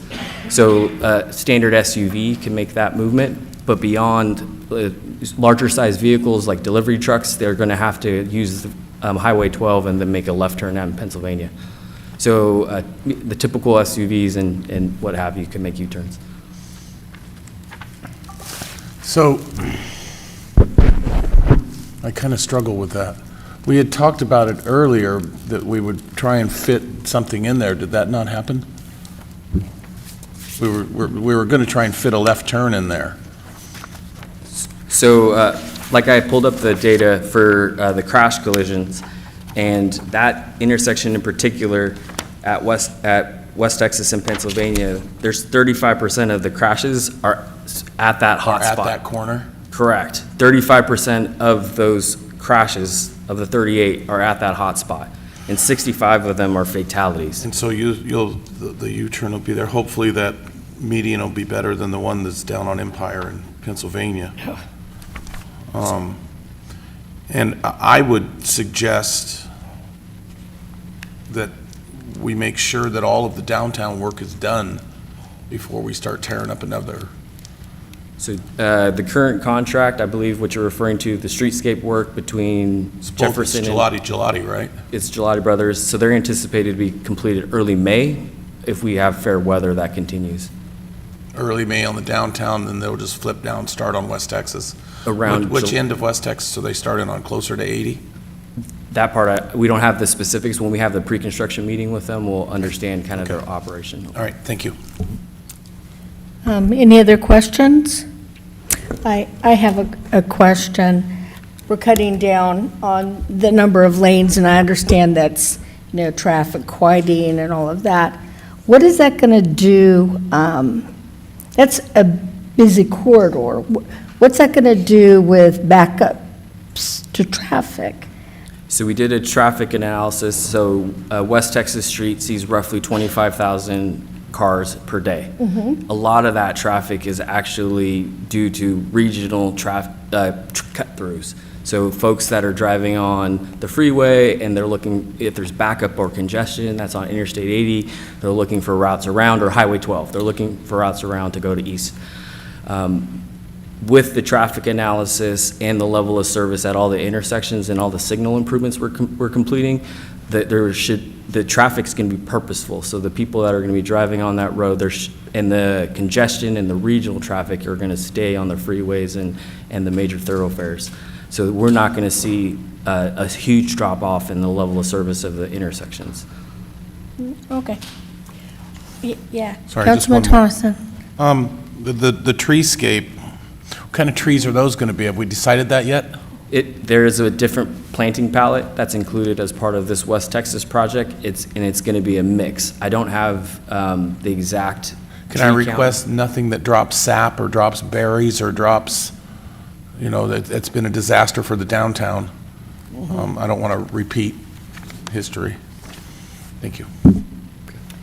All right. Do we have any other questions first? No? Oh, yeah, Councilwoman Pandora. Just because I already saw it online that people saw this on the agenda and already kind of making the comment about Mayor Moy about, reducing from 5 to 3. Mm-hmm. So I think, ensuring that we're highlighting the reasoning with regards to specifically to the collisions. I know I've had, my mom's been in an accident on that street, my aunt, it is really bad. And I think people forget that, and they just think, oh my gosh, it's going to be worse, right? And so I think explaining the reasoning around the collision, especially that I think because of safety, is going to be big, and helping people kind of just be able to digest it a little bit better. Yeah. All right. Are there any public comments? I don't have any speaker cards. Did anyone wish to speak on this item? No. Nothing? All right. Then I'm going to entertain a motion to approve this resolution. So moved. Moved by Scott. Second. Second by Doug. All in favor? Aye. All right. That was unanimous. And the next item, please. O2, Resolution 2025-61, supporting shipbuilding in Solano County, supporting efforts to attract shipbuilding to Solano County. And our presenter is our city manager, David Gasway. Yep, Mayor and City Council members, I will try to be nice and brief. Ultimately, what this represents, this resolution, is seeking council to support what I'm viewing as a little bit of a regional effort at economic development. As many of you know, increasingly in the news, and on April 9th, President Trump signed an executive order that seeks to create a maritime action plan in America. So if you go back to the 1970s, the United States was a pretty substantial shipbuilder globally. Today we build less than 1% of the world's ships in the United States. That seems to be a strategic and economic and defense liability. So that action plan, I'm sorry, not the action plan, the executive order seeks to align federal agencies with a focus to rebuilding U.S. maritime industrial base, seeks the creation of incentives to spur private investment in the construction of commercial shipyards and manufacturers of component pieces of the shipbuilding industry. It establishes maritime prosperity zones to identify additional opportunities for incentives in facilities for waterfront communities. It's modeled on the Opportunity Zone legislation that was previously adopted in the 2017 Tax Cuts and Jobs Act. Additionally, Congressman Garamendi is a co-sponsor of House Resolution 10493, which is the Shipbuilding and Harbor Infrastructure for Prosperity and Security for America Act. Since that is way too much to say over and over again, it is referred to as the Ships for America Act that also seeks to bolster U.S. maritime industries.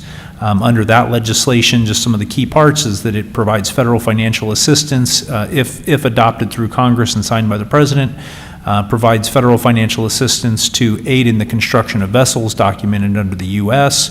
Or incentivize investment in shipyards. It also includes various incentives and strategies to bolster and expand the U.S. maritime workforce and pretty substantial reinvestment and focus on the maritime industries and maritime activities within the United States. So there are exceptional opportunities in Solano County. If we start to think about shipbuilding, Solano County has a storied past of shipbuilding going back to the mid-1800s, middle of the 19th century, with the first West Coast shipbuilding port on Mare Island. The resolution before this council, for your consideration, represents a coordinated effort by city managers from across the county to support our efforts and Solano County to benefit from these federal efforts and incentivize investment in shipbuilding. Of course, our interest in that as the city of Fairfield is these types of facilities, right? You think about a shipbuilding port, it is thousands, if not tens of thousands of jobs, as well as the economic multiplier effect of 5 to 10 jobs, at least those are statistics I've heard, 5 to 10 jobs per shipbuilding job. These are great middle-class jobs and really the types of jobs that this country was built on. Fairfield's interest would be, unfortunately, we do not have waterfront, so certainly we're not going to have a shipbuilding. Shipbuilding or repair work, but we have lots of industrial space that is either under construction or planned, upwards of 5 million plus square feet of industrial space. Those are perfect opportunities for us to, from an economic development perspective, as council has identified that as one of your highest priorities. If Solano County is named one of these maritime opportunity zones or maritime zones, and down in southeast Solano County on the land that California Forever owns, where already about 1,400 acres is identified in the county's general plan for waterfront industrial uses. This certainly fits right in line with that, or whether that be over in Vallejo at Mare Island, any refurbishment of the shipyards there, or further bolstering of the repair work that already goes on within the shipping industry on Mare Island, or even benefits that could come to the city of Benicia. Obviously, they have the port there where all of the cars come in. They're working on plans for bolstering their piers and their port down there. So this is really as I started out, quite honestly, this is a once-in-a-generation lifetime. I'm excited about the opportunities that all of this brings, and I think the reality is, as the the executive order and the impact of the executive order as the SHIPS Act potentially works its way through Congress, the types of incentives, tax benefits or actual financial investment that the federal government is going to make. We're in a competition. This is not just because we've got great access on the West Coast that automatically this is something that can come to Solano County. And so the coordination of the city manager group was to ensure that all of us were pulling together and coming to our respective city councils to recommend that we establish a united voice across Solano County saying, we're here, we want this, we're going to actively pursue every bit of this that we possibly can so that we benefit from what the federal government is planning to do to revitalize shipbuilding in the United States of America. So with that, my recommendation is that the City Council adopt this resolution, and I'm happy to take any questions that you might have. Any questions? Yes, Madam Vice Mayor. Thank you, Madam Mayor. So has the Board of Supervisors weighed in on their position on this Collinsville project? Well, this is more than just the project that is east of Collinsville on the California Forever land. Yeah, what this resolution before you says is the City Council is, and across Solano County, all cities are in support of shipbuilding activities and attracting the type of investment needed in order to build those or rebuild those facilities here in Solano County. And has the county weighed in on this? I do not believe Board the of county. Supervisors? I do not believe the Board of Supervisors has weighed in on this. No. And all other cities in Solano County have weighed in on it? Some of them are doing it tonight, actually. Yeah. So So all the city councils. I believe Rio Vista, Sassoon are tonight, and I don't know the status of when Vacaville, Vallejo, and I think Benicia. I think their meeting's next Tuesday, so I think it might be on then.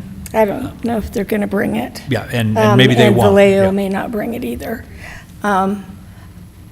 I'll add that the mayors, at our mayor's meeting this week, will also be discussing it as the elected officials, the mayors. And I'm sure there'll be a robust discussion. There's a little bit of division from North County and South County, and I'm in the middle. So I tried to bring them together. I think there was too many secrets going on, and that kind of bothered the mayors in the southern part of the county. However, the other day, David and I were on a call with Assemblywoman Wilson, and she talked about, needing to have one voice if we're going to get there. And she also confirmed, and now David and I are 100% sure, as did the mayor of Vallejo, that who works very closely with Garamendi, that the SHIP Act was written specifically for Vallejo, not anywhere else. And that is because, and we don't see it anywhere in the SHIP Act, but Assemblywoman Wilson and the mayor of Vallejo and the mayor of Benicia have all said that this is for existing shipbuilding facilities. However, California Forever and Assemblywoman Wilson said that that passing and getting Mare Island in the position is going to help for what they want to do. So that's how they see it.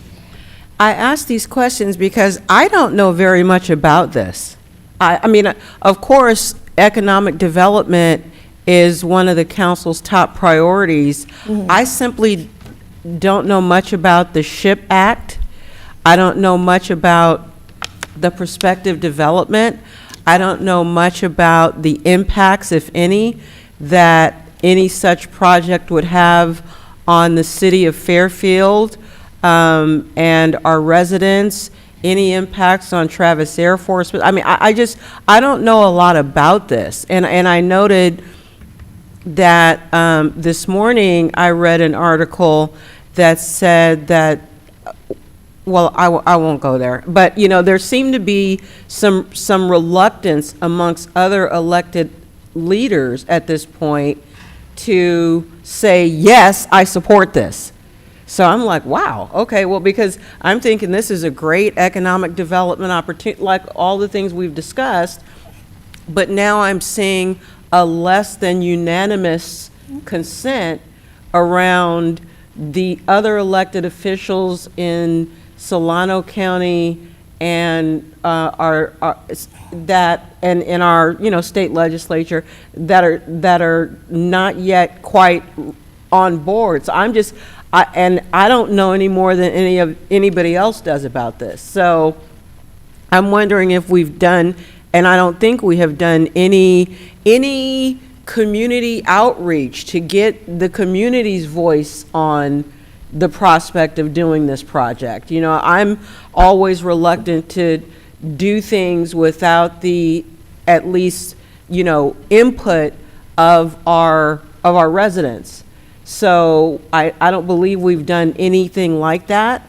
And I don't know if there's a reason that we haven't done it. I mean, is this a time-sensitive issue? Like, we better jump on this right now, or we're going to be left out in the cold kind of situation?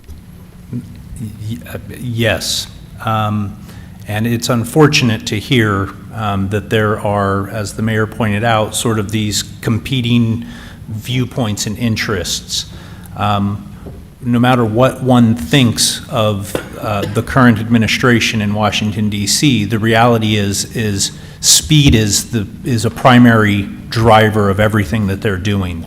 So under the executive order for the establishment of maritime prosperity zones, within 90 days of the date of this order, the Secretary of Commerce, in coordination with the Secretary of Treasury, Secretary of Transportation, and the Secretary of Homeland Security, shall deliver a plan to the President through the APNSA, I forget what that acronym stands for inclusion in the Maritime Action Plan that identifies opportunities to incentivize and facilitate domestic and allied investment in the United States maritime industries and waterfront communities through the establishment of maritime prosperity zones. 90 days. 90 days from what date? 90 days from April 9th, when the executive order was signed. So I understand the desire for robust community engagement. The reality is, as I mentioned, this is a competition. So you have states on the Great Lake, you have states on the Gulf Coast, you have states around this country that are much better than the state of California and our local governments in California at being aligned on economic development. So that deadline is in July? Yeah, I guess that would be, yes, 90 days from April 9th, correct. So, yeah, July 9th. So maybe July 9th. So there are a couple of months in between there. Would it be advisable for us to learn, I know it would be more advisable to me, to learn more about exactly what this is? Well, what this is before you is simply a resolution saying that the city of Fairfield is in full support of a coordinated regional effort to attract the investment necessary to construct a new shipbuilding facility in southeastern Solano County and/or Mare Island that benefits all cities and Solano County economically while addressing environmental impacts. All this is a statement of support by this city council to authorize me as the city manager to work regionally to try to attract investment under this executive order and prospectively under the SHIPS Act. But, you know, my point is, but we're saying that we're making that resolution without the impact of the people we report to, which are the residents of the city. I mean, I don't know how advisable that is. That's a concern of mine. That's a concern of mine. So I'll let my other colleagues speak now, but I'm concerned about that. Councilman Sandu. Yeah, if I may make one comment on this. So one of the things, one of the industries we've outlined that we want to focus on for obvious reasons is defense, for example. The new Secretary of the Navy has highlighted shipbuilding is his primary concern, obviously. This is simply one aspect of the defense industrial base that we're trying to go after and essentially somehow position California our county, our city, to be competitive toward this national effort, not only what is coming out of Congress, but also the White House, both. And this is just a one kind of feather in the toolkit to use to position California to continue to get federal projects. You guys, in the last administration, for example, I had a chance to look into some of the states that got CHIPS Act money. California got some, but not much. Arizona got a lot. Florida got a lot. California lost out. We as a state have not done a good job when it comes to going after federal dollars. And this is, I am not happy with the timeline either. But if one thing we've seen, this Congress is willing to go against, well, every norm that we've seen, and then the White House as well. But in this one instance, this topic has continued across administrations, not only in the last one, when they talked about trying to build back our shipbuilding capacity, but even in this one. And after this item, there will be a lot more discussion. And once they even, if we get selected, what that project looks like, there'll be a lot of folks involved at that point. This is simply an attempt for not only Fairfield to take a leadership position as being one of the first cities to say, we align ourselves with this national imperative of building back a robust shipbuilding capacity.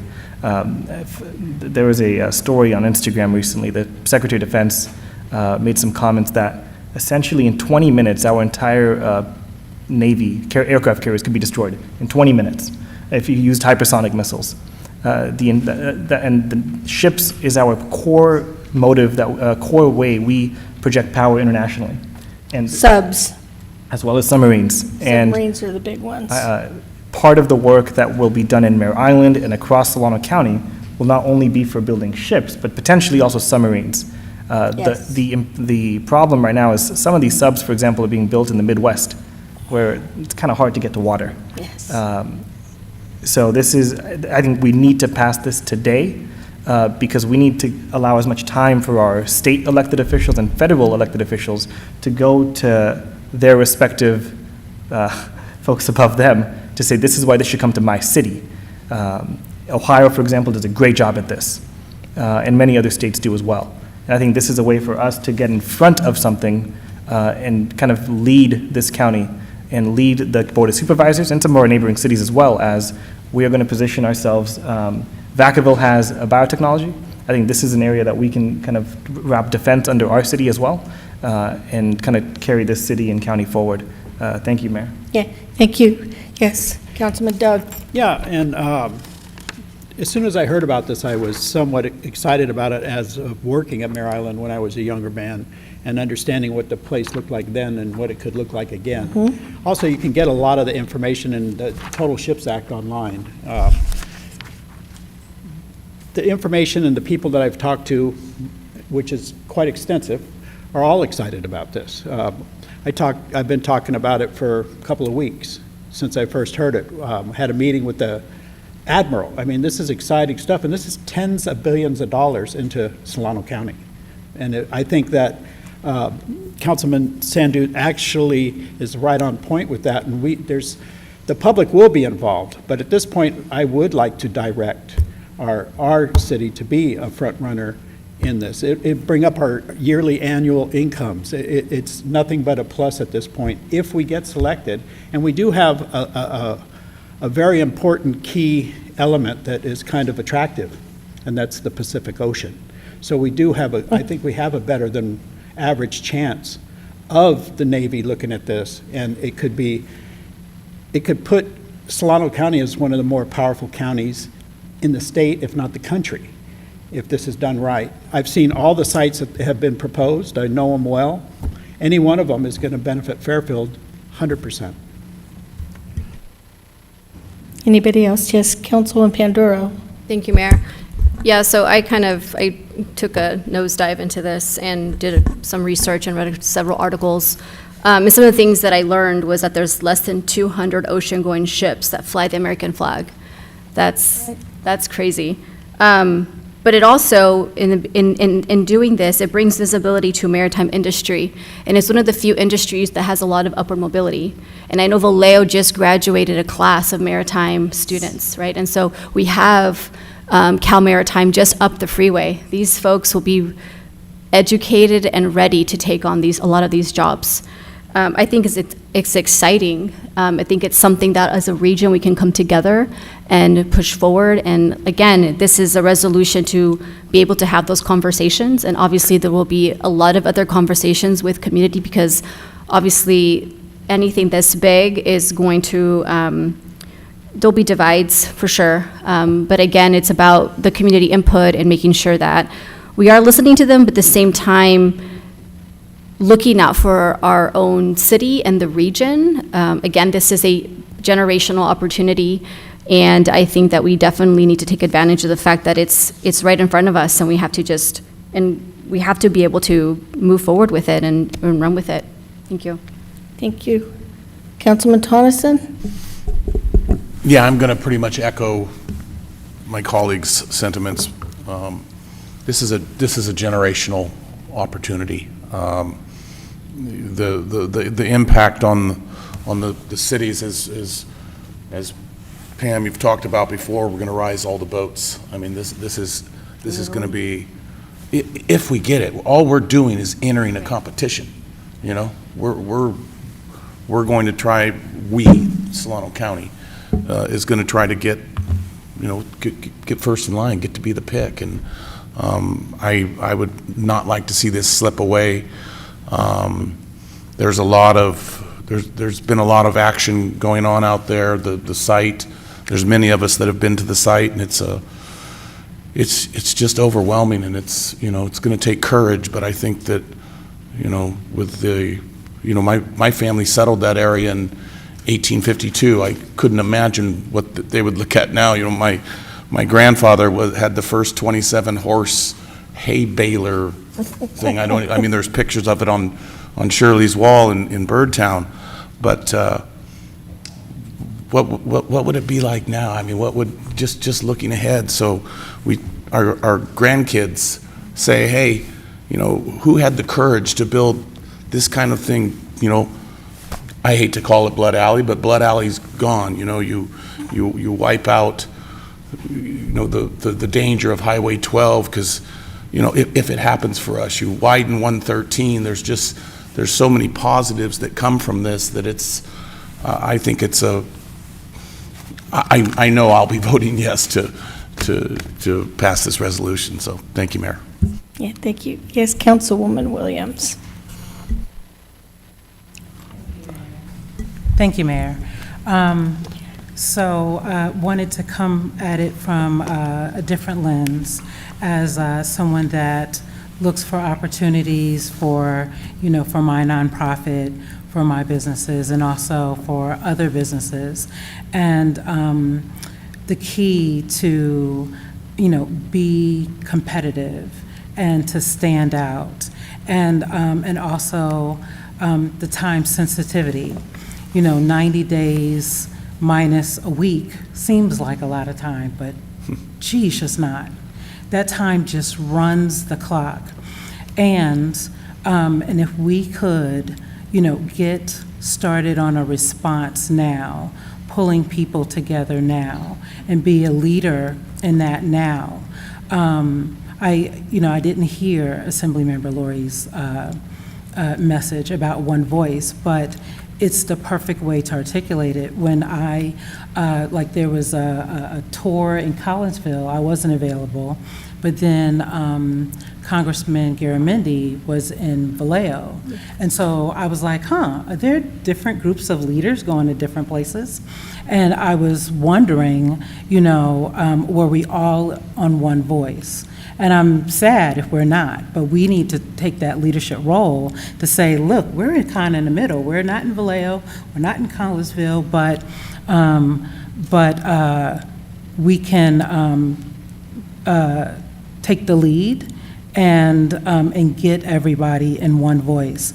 Because the results of this, if we could get this, the money that pours in, it just gives me chills. And how it can impact our community, our schools, our cities. It just makes my mind go wild. So I'm excited, and I would say yes. All righty. Yes.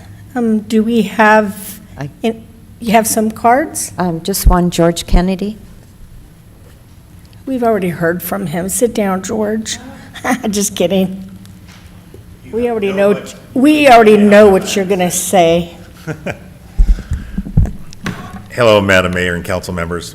I'm here to talk about the proposed shipyard in eastern Solano County. This is a project that we need to support, not just for Solano's interests, but for all of Northern California. Sorry, but I don't care who owns the land. I just care that it gets built here in Solano County. Mare Island would be nice, but impractical for the shipyard. The island has multiple landowners, a college, and a lot more houses than it used to. The channel is not a deep water port and would have to be dredged on a regular basis. Right now, every 2 years. Next week, believe it or not, the Vallejo Ferry had to change its schedule because of low tides, and it can't run during a low tide because the water is so shallow there.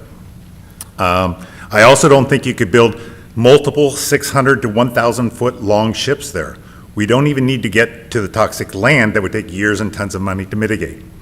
21st century shipbuilding is cleaner and is environmentally friendly. It's totally different than the shipbuilding that has been in Northern California in the past. This site has been preserved and planned for this exact type of purpose. Mare Island would have many uses to complement the shipyard, as would our city. We would be able to not only have components made here, but companies would be able to have their offices here as well, where we already have buildings for all of this.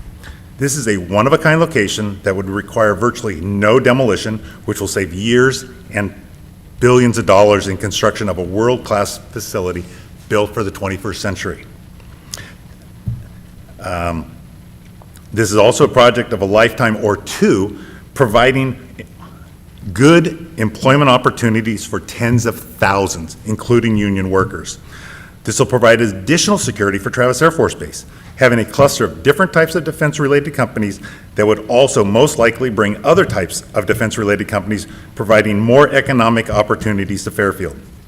Supporting this also complements the bipartisan Ships for America Act that Congressman Garamendi co-sponsored. And if you pay attention to the news, this, like Travis Air Force Base, is important to our national security. We need to think one Solano on this monumental project. Every city needs to be on board and show that we are all committed to this economic transformation of Solano County. This is a project that will help create new and more modern infrastructure that we do need here. The biggest roadblock that we have is the California way, not supporting businesses with tax incentives and permitting at the speed of California government. This is basically the only site on the West Coast to do this and do it correctly. I wholeheartedly support this rare opportunity for us to drive this project forward and prove that in California, great things can still happen. Thank you. Everybody have a good night. Thank you. Oh, Anna, would you like to speak? I'll fill out the card for you. Yeah. Good evening, members of the City Council. I hadn't intended to speak on this evening. I'm obviously a member of the school board, Fairfield Sassoon Unified School District Governing Board President, and I'm speaking here as an individual. I do not represent the board. I do not represent the district. I'm here to ask you to think about our children. Think about our future. We have first graders. How many jobs have we created in the last 20 years to benefit our children? I don't want to be a postcard grandmother. I want my grandchildren to live here. I have one who's coming, who's going to live in Vacaville, 2 in Sacramento, 2 in Berkeley. I don't want them to go out of state. I don't want them to even go down to LA. That's 6 hours away of a drive. I want them to live here. And if we have this opportunity with this amazing young man who has vision, and look at all these new council members who have vision, who are going to be having children in the next 10, 15 years. That's who we want to look forward to. My grandson is going to be born in May. He's going to be 30 years old. I want him to live here. I want to be able to see his children and all of my grandchildren. Solano Community College has a welding program. It's already there. We can attract more students to come to our colleges and universities and trade schools. We have an opportunity for vocation here, in addition to academics. Let's take advantage of that. We have at Fairfield Unified School District starting a manufacturing programs at 10th grade. We'd have an opportunity for students to leave here at 18 years old and start a job, middle-class job, making $60,000, $70,000, $80,000 a year, so they can afford to live here and not move anywhere else. I'm asking you all, if you've been paying attention to the news, as Mr. Kennedy said, you'd be apprised at what's going on. I'm a community college professor. I'm on a school board. I've been paying attention to what's going on. And I've toured that place. And there's so much opportunity here. Please take advantage of that. Think of our future. Think of our children. Think of our grandchildren and what Solano County could look like. We need to be the hub of Northern California, right in the middle of Sacramento and San Francisco. That's what we want to have here. And you all have an opportunity to move us forward. Please give him the opportunity to exercise this vision. Thank you. Thank you. Any other speakers? Did anyone else wish to speak? No? No hands raised online. She was your teacher? Yeah. Okay, alrighty then. So I'll entertain a motion. Moved. Second. And a second. All in favor? Aye. Aye. Opposed? Anybody? Thank you. I'm not going to oppose. I'm going to say aye with a strong recommendation that we get in front of this with our residents and this community and get them engaged ASAP.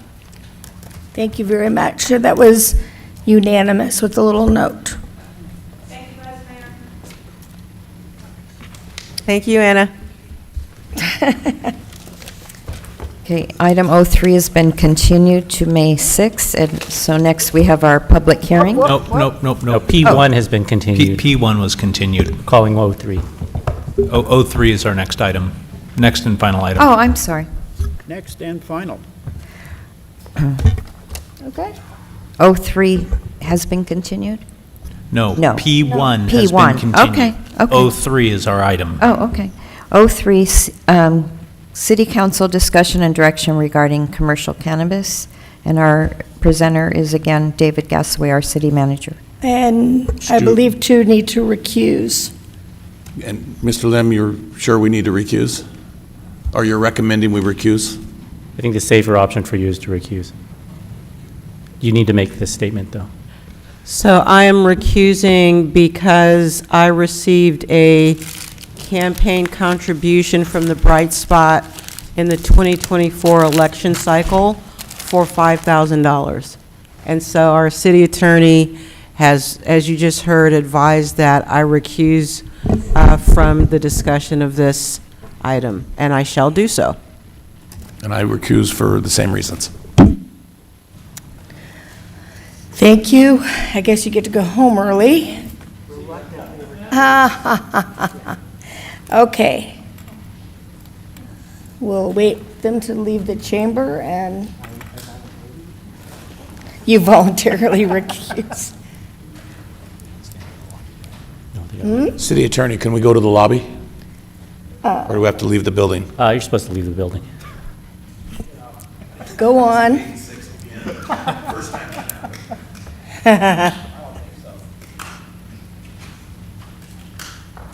We'll miss you. Miss you too.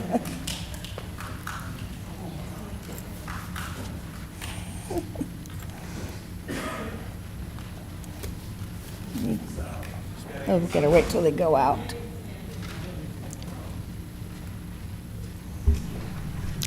All right, so this item was placed on at the request of the mayor, so I'm going to turn it over to her.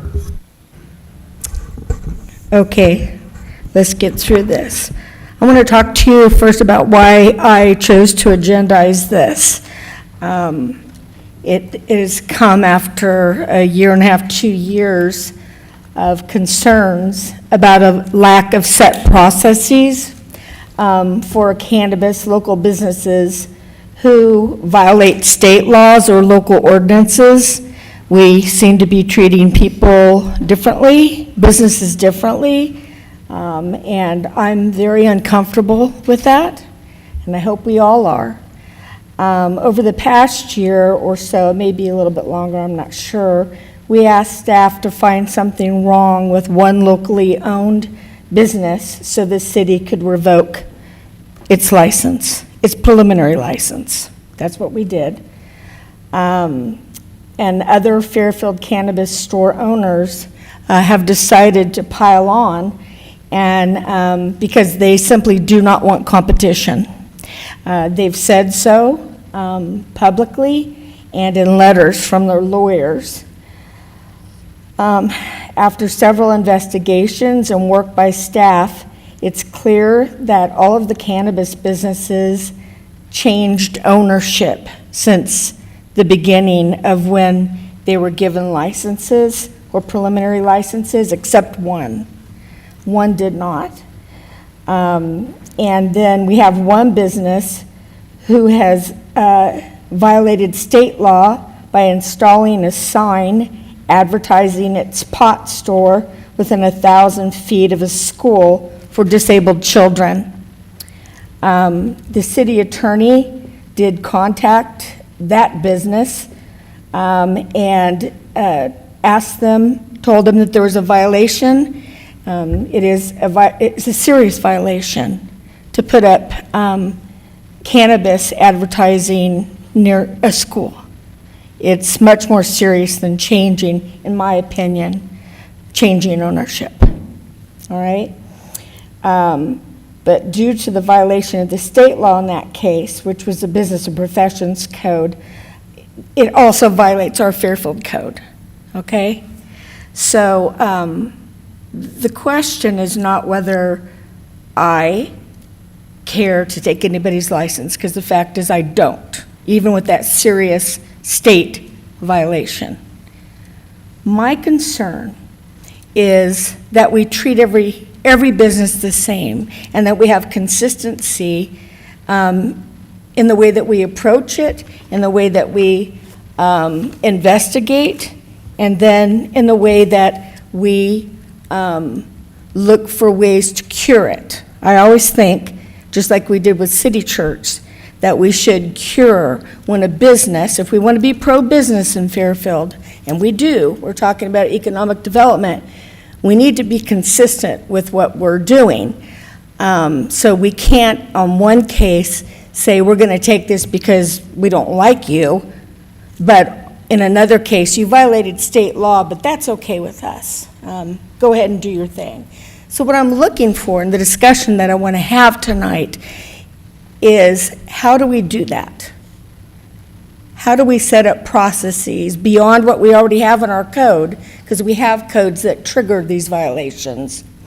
How do we do that? How do we make sure that we are approaching each one of these businesses in a fair manner and treating them all the same, which is something that the Constitution promises?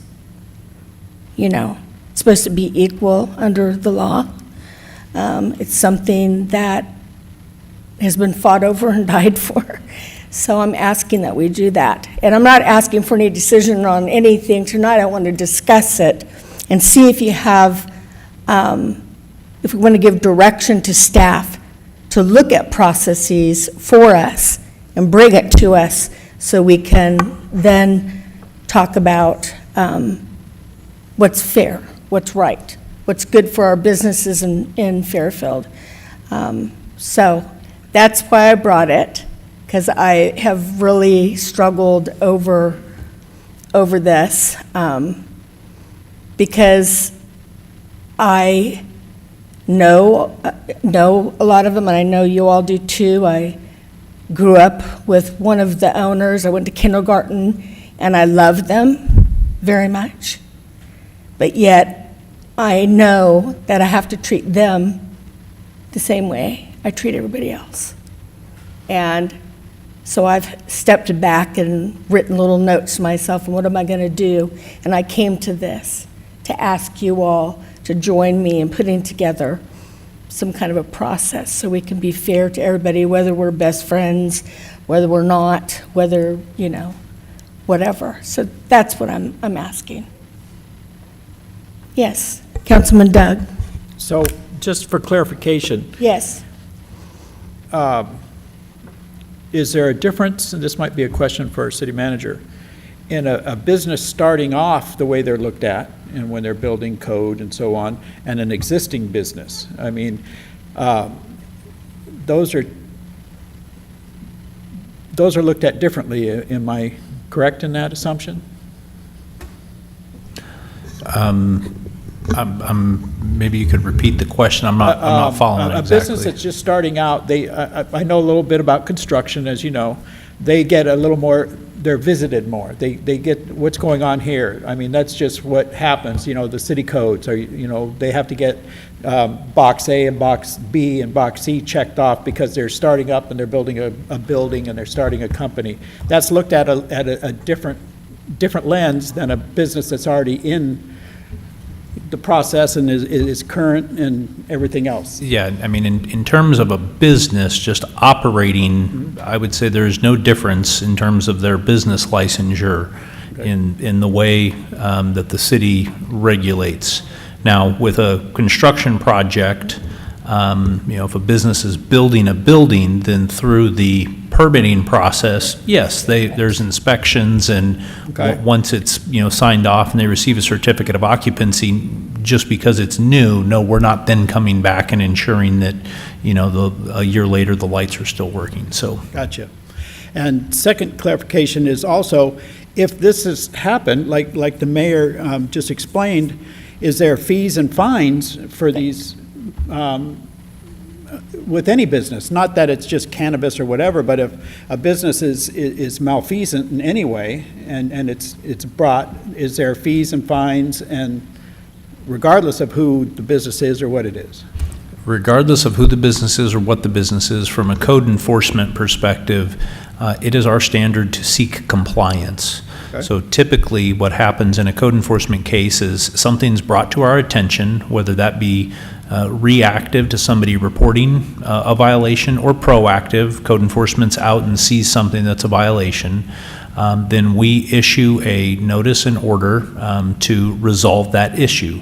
So let's say, for example, you know, somebody has a sign that's, you know, broken and you know, it's supposed to be in good repair under the code. We would send them a letter saying, hey, you know, your sign's broken, you're in violation of these codes, and typically there is some sort of time frame in order to rectify that. Over that period of time and over, you know, multiple efforts in order to gain compliance or garner compliance, if we don't receive that, then yes, under the municipal code there are administrative fines to be administered, and we do that. Has any of that taken place in what the mayor was just stating with these violations with these other companies? In terms of the cannabis, no. And let me just clarify that. So, for example, like the signage that the mayor referenced, that was brought to our attention. That particular billboard was not in the city of Fairfield. It's located outside of our boundaries. It was in unincorporated Solano County. So similar to our standard procedure, there's some nuance there that I'm sure the city attorney could speak to, but similar to our standard code enforcement practices, we notified them, we let them know that they were in violation of state law. And they acted quickly, and as of today, at least, the sign was verified as being removed. So annually on cannabis businesses, there is a renewal and review process for the very first year after operation, and then I believe it's every other year thereon, whereby there is a review of their business plan and are they in compliance with all of the regulations. I can't say that, as with any business in Fairfield, I mean, we're not out, you know, looking for violations every single day. We simply don't have that type of capacity from a code enforcement perspective. Understand. And lastly, so it was just real concerning with what the mayor said, that we would actually treat people different for whatever reason because we know them. I'm not close with any of them, for one. I know these people. I've known some of them, but I mean, as far as it goes, is businesses being treated differently? That would be a serious infraction for our employees, wouldn't that be? I mean, I don't think it's an infraction. I think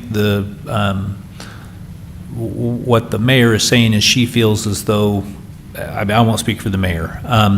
As far as I'm concerned, from a city operations perspective, if somebody brings to our attention a violation of our municipal code, we act in the same ways we would act with any business, whether it's cannabis or any other business. Okay, thank you.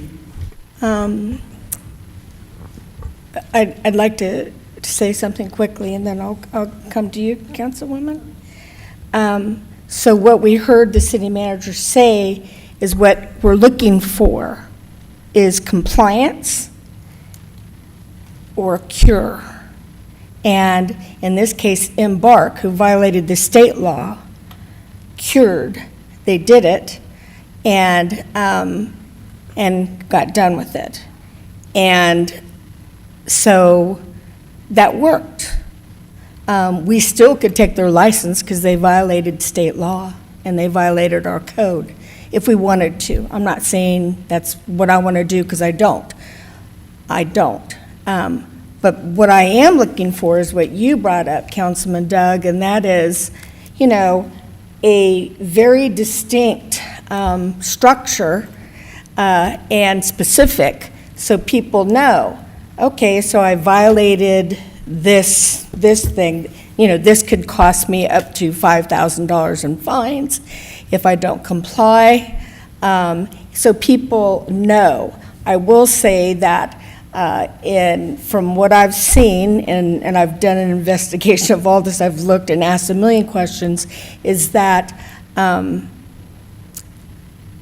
in other cases, there was not a letter sent, and so there were differences in how, you know, staff did it, and there was staff turnover and all that.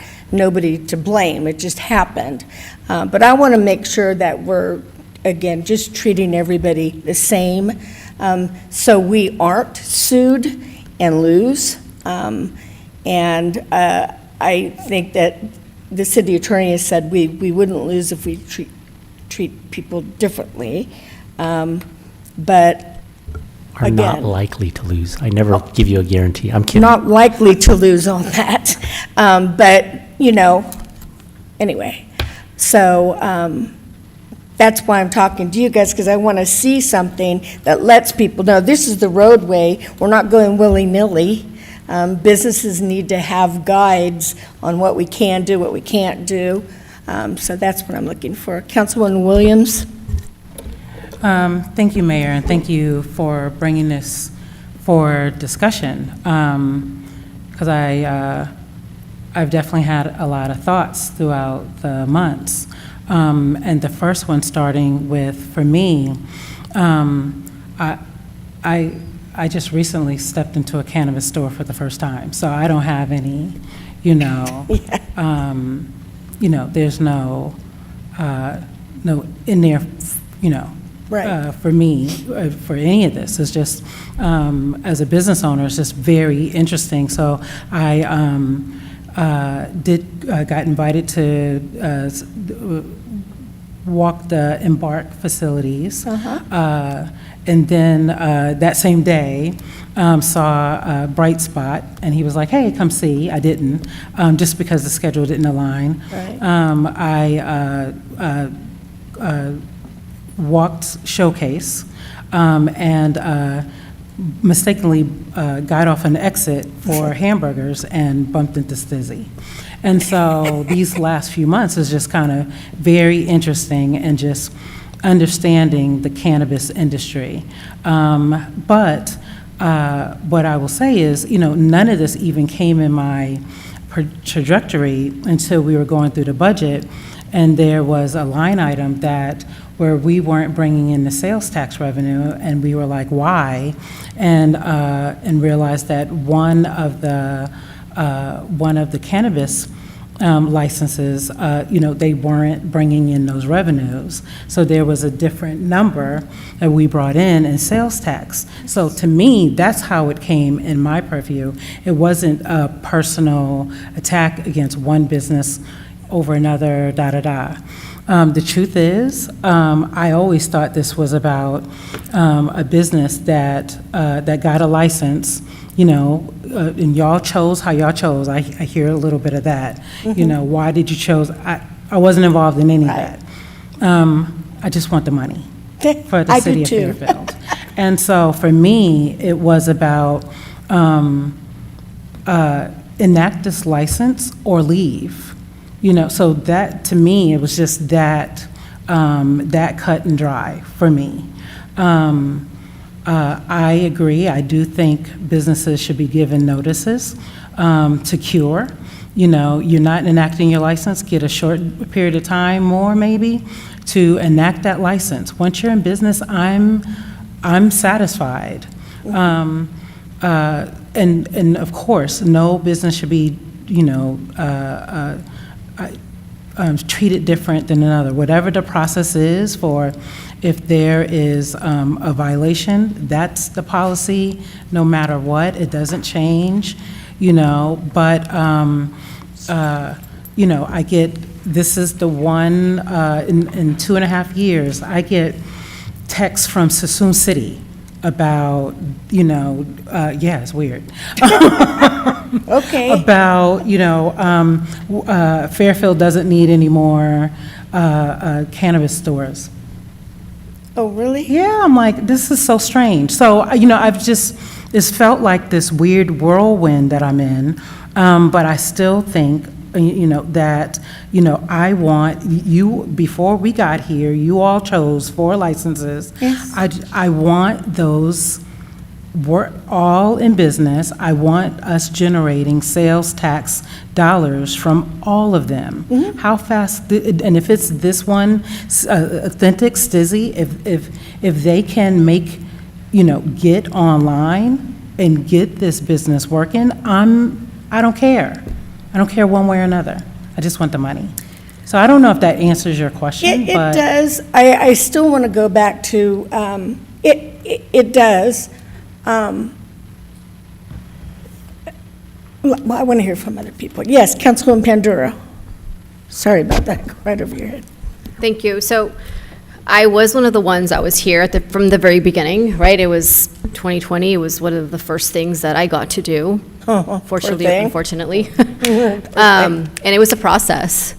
And we worked really hard, and we had to do it twice. We had to do it, there was issues, and we had to start over again.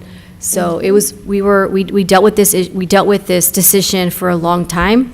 And the decision wasn't easy, you know, there was 12 or more applicants.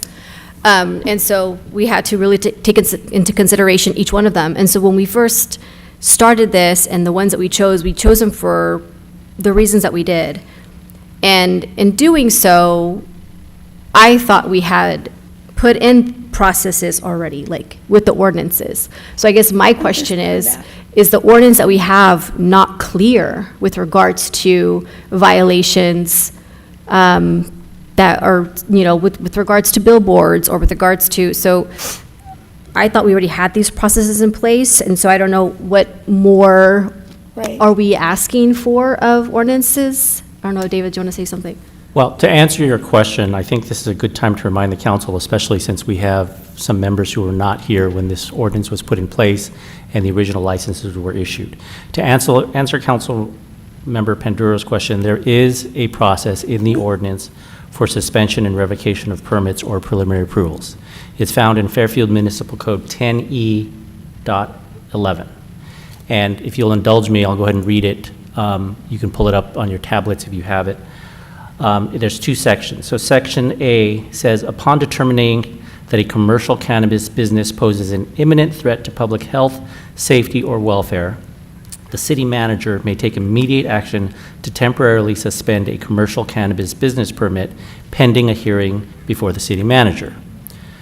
Now, subsection B is the section where we are in, and that says the city council may revoke a preliminary approval or a commercial cannabis business permit for a violation of any state or local law, including, but not limited to, this chapter, a violation of any condition or term of the commercial cannabis business permit, and/or a violation of any condition or term made a part of any other permit or entitlement granted to the commercial cannabis business or its owner. And this was the ordinance put in place by the council in 2020 as ordinance 2020-07.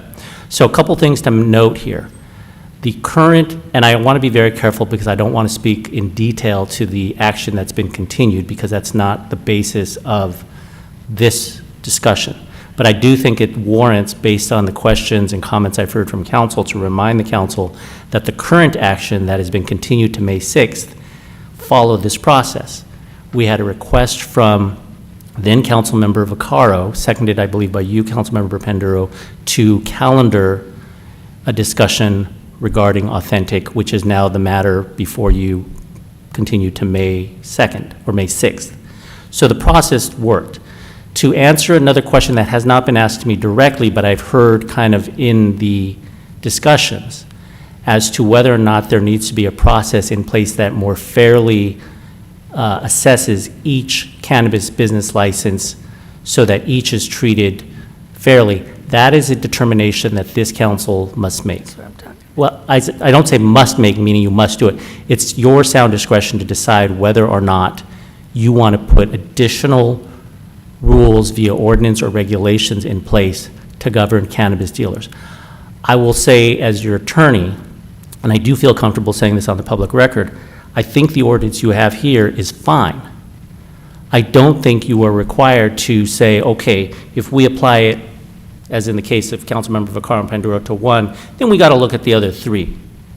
It's, the analogy I can give you is, for example, for code enforcement, they enforce, for example, this council has within the last year to 2 years done a number of hearings for code enforcement of smoke shops.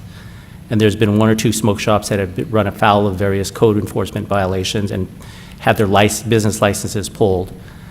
By analogy, if those smoke shops were to say, well, our due process has been violated because you picked on us, but not the smoke shop down the street, that doesn't hold water. It's in the sound discretion of the enforcing agency, just like, and I'll give you another example, if a police officer, Fairfield police officer is sitting on Texas with a speed gun and gunning everybody, and they pull over one person for going 30 in a 25 zone, and then 2 other cars go past them, they can't say, well, you violated my due process because you hit me when 2 other people zipped past you also going past 30. It's in the sound discretion of the government's police power on how to enforce the laws. Now, again, that is my opinion.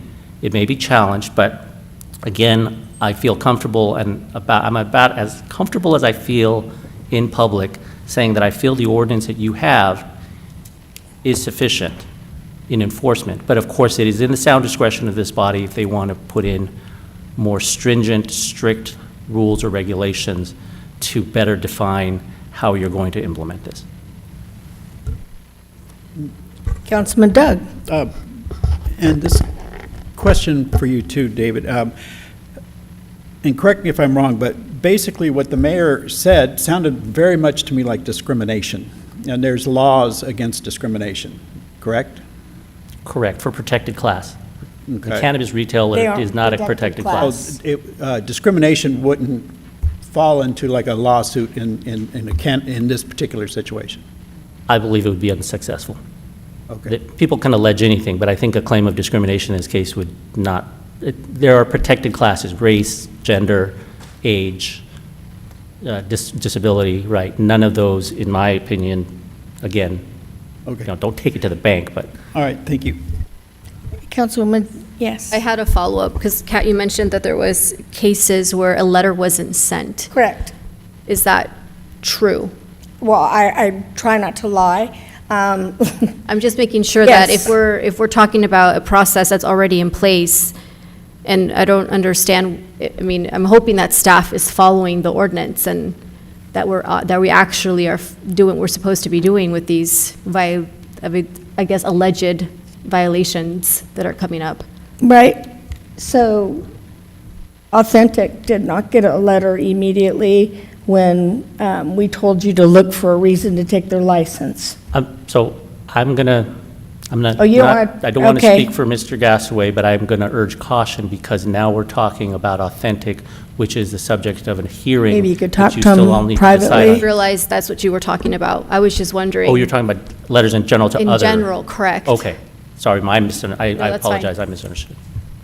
I don't know of any violations that have been brought to our attention outside of that particular instance, as the city attorney highlighted, that it was an action initiated by the city council. Yes, One- Councilman. One idea, can you recap the typical process of a grievance of like when we start considering the revocation or removal of a business license? Is that go to staff typically for a few meetings and eventually to council? What's the chain right there? So the short answer is it depends. There's different processes for different licenses. So, for example, on a business license, I'll look over to Chief Marshall. You can jump in if I'm misspeaking at any point. But generally for city business licenses, if they are in violation of certain codes or laws, either state or local, then the finance director or the person who issues the business license has the ability to revoke that license. That's a police power given to code enforcement and or the finance director, the person who issues the license. There are other licenses and permits that may have the city manager the authority to revoke, but generally those types of licenses are given, the city council enacts an ordinance which gives certain staff members the right to revoke those licenses. And the reason being, it's like, as I said before in my analogies, those decisions should not be politicized. They should be done by staff using their discretion as to whether or not a violation has occurred. There's no requirement that a city enforce any of its laws. So again, they can't do discriminatory enforcement, but they can be selective in how they enforce it. Just again, going back to my analogy of speeders, you don't have to pull over everybody. You can select who you pull over, and that's fine. For this particular matter. Actually, Oh, sorry. It's unrelated, different question now. Annually speaking, on average, how many do we revoke or remove business licenses per year? I have no idea. It's not a lot. It's less than 5, 10? I would venture to say that's probably accurate. I think one maybe process change, considering how rare this happens, could be like, for example, if the moment a notification is, or the moment it is brought up that there is a concern of the need to investigate some sort of revocation, maybe that either to ensure oversight on process. I think that's one of the challenges here is once all this kicked off, different folks started to get different information, and I think one of the needs to ensure that we stay pro-business is maybe having some level of insight, maybe not to the whole council, but maybe to a body of two who just kind of just follow the process, maybe they're CC'd on the initial emails that come in or something like that, of some sort of process where maybe 1 or 2 council members are brought in as an oversight on the initial investigation or the initial process of the consideration of revocation very, very early on, so it doesn't come to us so late. Would something like that be feasible in the instances of these kind of hearings? I mean, in terms of just a general business license, I don't believe so, but I would have to do research into the municipal code exactly, or have our code enforcement folks here to sort of walk you through what that process looks like. As the city attorney said, that's sort of, for a business license, that's more generally within the city's police power. Sure. So for example, the one that most recently comes to mind is there was a grocery store or liquor store that was caught on multiple occasions selling alcohol to minors. In that instance, that is under the police powers of the city. That is the police department and code enforcement working together to say, look, we've identified that you're in violation here. It's not worked. The activity has not stopped. Therefore, we're moving to this. They then have a due process rights to appeal that to the city council, where you are going to act as a quasi-judicial hearing body. In that instance, I don't think it would be advisable for there to be a subcommittee of the city council to be weighing in on the front end to decide whether or not you want to revoke that. That's something that you're going to want to stay out of, because you're the ultimate body on that hearing, on the appeal hearing of whether or not that's revoked. I think the one nuance here that I want to just highlight for you is I hear questions about business licenses and businesses in general, and I appreciate the sort of big picture context in which the council is having this conversation. cannabis is a very different industry. There are 4 of these licenses right now in all of the city of Fairfield, compared to 5,000 plus business licenses for other general businesses.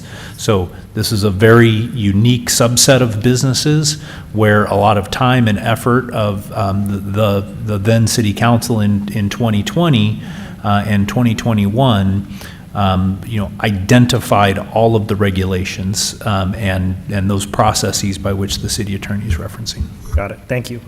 Given how unusual this area of business is, would it be possible to get a more simplified, like infographic, for example, for this specific ordinance when it comes to the cannabis business industry and how the city operates? Something that's not just in our city laws and regulations and ordinances, but maybe a more standalone document that we could put onto the website in regards to this very unusual business sector. Happy to do something like that. If that's what the majority of the council wants. I want to make clear a very distinct difference here. So the mayor brought up an instance of a sign. The city did not know about the sign. We were made aware of the sign. We sent a violation letter and notice and order under the threat that we were going to take further legal action. The recipient of that letter acted to cure the violation. When it comes to the hearing matter, as it relates to authentic, the city council asked us to bring that. So that wasn't something where we did some different process in terms of that violation. That was an action initiated by the city council, and staff was simply following city council's direction to bring an item. And can I add a point of clarification? Because I think Councilmember Sandu asked some good questions, but I think also, again, because I know some of the council members were not here when this cannabis ordinance was put in place. Mr. Gasaway correctly pointed out that the reason you don't want to have the council weighing in, usually on business license revocations at an early stage, is there is almost a ramp up in escalation where, a code enforcement officer makes the initial call, or the finance director who issues the permit makes the call. That decision can then be appealed to the city manager. The city manager's decision can then be appealed to the city council, and then after you go through those 3 stages of appeal, they can appeal it to the Superior Court. In this case, as Mr. Gasaway correctly points out, and again, I don't want to speak for the council who passed this ordinance in 2020, I was still just a line city attorney. I was not the city attorney at the time, but I was here kind of listening in the background online as that council passed this ordinance 2020-07. Remember, this was the first attempt by this city and most cities in California to legalize the commercial cannabis retail industry. What had previously been an illegal action in the state of California was now legalized. And so I don't want to speak for the city council, but I believe they were treading very carefully. Remember, too, that under the ordinance passed by the council, only 4 licenses are allowed to be issued in the city. So we're not talking where everybody can get a business license to sell cannabis. There are 4. And I believe that the reason 10E.11 was put in place at the time, and I have to correct myself, the language I read was amended in 2024 by all of you. The original language didn't have the language of a preliminary approval, it just had commercial cannabis business permit. In either case, I believe the reason why there is not the escalating steps of appeal, for example, under 10E.11B, it goes straight to the city council, right? The city council has ability to revoke the permit. Whereas in every other license, you have a staff member who can then appeal it to the city manager, who then appeals it to city council, and you don't see like 99% of those until it gets appealed to you. I believe the reason this happened, or the way it is in the books, for you all to have that power is because there are only 4 licenses. And the nature of the cannabis retail business was such that I believe that council said, we want to maintain control of this. We do not want to allow that decision to be left in the hands of staff. We want to have direct control so that if we see a concern in our community, if we see a concern, we can address that. And that is what happened in the case, which we're not allowed to talk about tonight, where you had two council members who said, we want to bring this up and we want to discuss it. Could you tell me, what is the current inspection of these businesses? Is it annual, quarterly, monthly? How often do we inspect them to ensure that they're following at least city policies and laws and stuff like that? Yeah, I know there's an annual renewal for the first year, so, and that was recently changed. So prior to the ordinance update that went into effect at the end of 2024, it was annually, there was a renewal process where, that review happens. I don't believe it includes, like physical inspections of the property, or does, yeah, Dave, if you could come up. Dave Zellers, our Community and Economic Development Director, knows more about the specific process. But in the 2024 ordinance, it was extended to, for the first year, then there's a renewal, and then I believe after that, then it goes to a 2-year renewal process. Dave? Yeah, good evening, Mayor and council members. So it's, in terms of the renewal of the license, it's a 1, and then every other year. What's that process to renew a cannabis license? So they submit a report to us. The report, and what is in that report is documented in the agreements that were approved by council for each one of them. Now, that is boilerplate, what goes in that report. So it is financial information.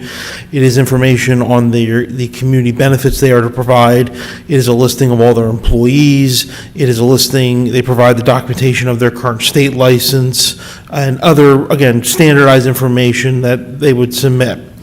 What I can share with council is in the last 2 weeks, I have met with each of our currently operating permitted retail cannabis businesses. And the conversation has been very illuminating, both about their individual operations and the industry that they're in. Each one in their own way has certain things they want to continue to work with us on. I think as has been pointed out by a number of you, but particularly well articulated by the city attorney moments ago, this is still a relatively new industry that came out of something that was not a legal industry. We are really pioneers, right, in this way. And they all, I think, recognize that, and they were very candid with me, particularly and we're also dealing with an industry that, because state law and federal law differs on the, frankly, the variability for these businesses to operate. They face some unique challenges. What I would say from those conversations and what we told them in those conversations, and this is not in our code, but as a good best practice moving forward, we intend to meet with them on a regular basis. At the suggestion of one of the businesses I met with, we also intend to meet with all of them together on a regular basis.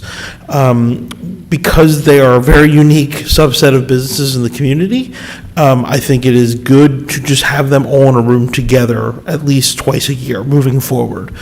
And so, these are additional steps that we're going to start to take because we are continuing to learn, both again, and there's plenty in the news, I'm sure you all see. The industry is going through growing pains here in California, in different communities, in very different ways, and here in Fairfield as well. So I can answer any other questions about that specifically if you'd like. Yeah, Dave, thank you. Our city staff, we brag about it a lot, and rightfully so. I think they're one of the best city staffs in this organization and out of all the organizations. And they came to us with the Fairfield Municipal Code violation, and their recommendation was to pull the license for various reasons. I read all of them. And like Mayor Moy said, if there's some other businesses, cannabis businesses that have done the same, I trust that the staff would come forward with us with their violations as well. Oh, go David.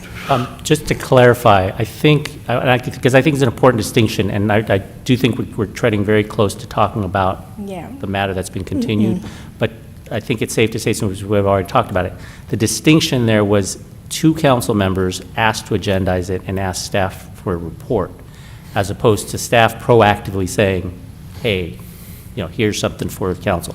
So that was in compliance with Understand. the ordinance that said the city council could do it. So we had a request by Councilmember Vaccaro, seconded by Councilmember Panduro, to bring that action before the council, which is why we are now continued to May 6th on that matter. I had another point, I just can't remember what I was going to say. Well, maybe, I think that's where a mistake was made, because maybe, just like we wouldn't go to our chief and say, hey, 2 of us on the council would like you to look into that guy over there. We don't know if he's done anything, but see what you can find so we can yank him around. That doesn't work, but that's what happened here, basically. We didn't come forward, I don't remember any specifics about why, what was your reason? I don't think that we asked staff to look for anything and What- that what they do- were violating. I think it was brought to our attention because we were looking at the ordinance and making an amendment to the ordinance. And it was, I think it was brought to our attention. Oh. Can I, I have a suggestion, and this is only suggestion, and council is free to continue their discussion if you want. I think the danger here, which I appreciate this council, and one of the reasons I like working with all of you is very aware, is we keep having to dance around what is currently a continuing Yes. public hearing. I think in order to make a full and informed discussion, have a full and informed discussion to make a decision, and for legal reasons, I think it's better if we put that issue to rest first, then come back and visit this matter, because then a decision will have been made and you're able to all talk about it freely. As it is now, we keep having to stop and say, well, let's not talk about that, but I think that's an important part of the discussion. So I would recommend a motion to table this until after a final decision has been made on the authentic matter. I'll second that. Well, I can't make a motion. I'm recommending a motion. but- I don't have any problem with that. I think it's been constructive. One last thing that I want to say, and that is just in general, when we're talking about everything that we went through, Councilman Panduro and I at the time, and it was a lot. We chose 4 companies. We gave 4 preliminary permits. And that's what we agreed to. So that's all I'll say about that, and we can meet again next time and then bring this back. I do think that I see some changes that I'd like to see in the ordinance myself, so. Mayor, if I may. Yes. Do we have any sort of checklist when it comes to the inspection of these businesses? Any kind of annual checklist for cannabis businesses specifically? We do have something we send to them. With the former staff, that he had a very nice email that he had, form email that he would send to them as part of their renewals, yes. I mean a checklist that staff would use to go on site and inspect. Staff themselves don't go on site. We have a third-party group that we work with that provides some of the compliance services as part of this, and that was the way the program was set up by council at the time. I'd like to see, maybe at the next meeting, if you can bring it back, what that checklist is that they use. Because I'm curious about some sort of proactive measure going forward of, given that we want to have control over these things, obviously, maybe them being checked every 6 months, proactively going and inspecting these businesses on either biannually or annual. I think in the beginning for the first year, maybe every 6 months, if possible, if that's feasible, given that only 4 of these companies in the city. I don't want to end up in this position again with any of these businesses, or in any other instance where we have businesses operating in more unusual regulated environments. I don't know what that would be, but if those exist, to have that oversight as well. I think that'd be one thing I'd like to see come back to council, so that we can kind of be more on top of this and not get sort of blindsided like I feel like we kind of were this time around with some of these industries, with some of these businesses, with what they were doing. That's just one thing from my end. Okay, so, at the advice of the attorney, then I'll re-agendize this after we've cleared the other thing, and then we can talk about it. And if you guys have ideas on the ordinances or any of it, we'll think about it in between then and now, which is God knows if they keep continuing it, who knows? But anyway, so we'll leave that then now, so we don't get into any trouble or more trouble. And that's it. I'm going to close the meeting, and thank you for hanging in there. Thank you very much.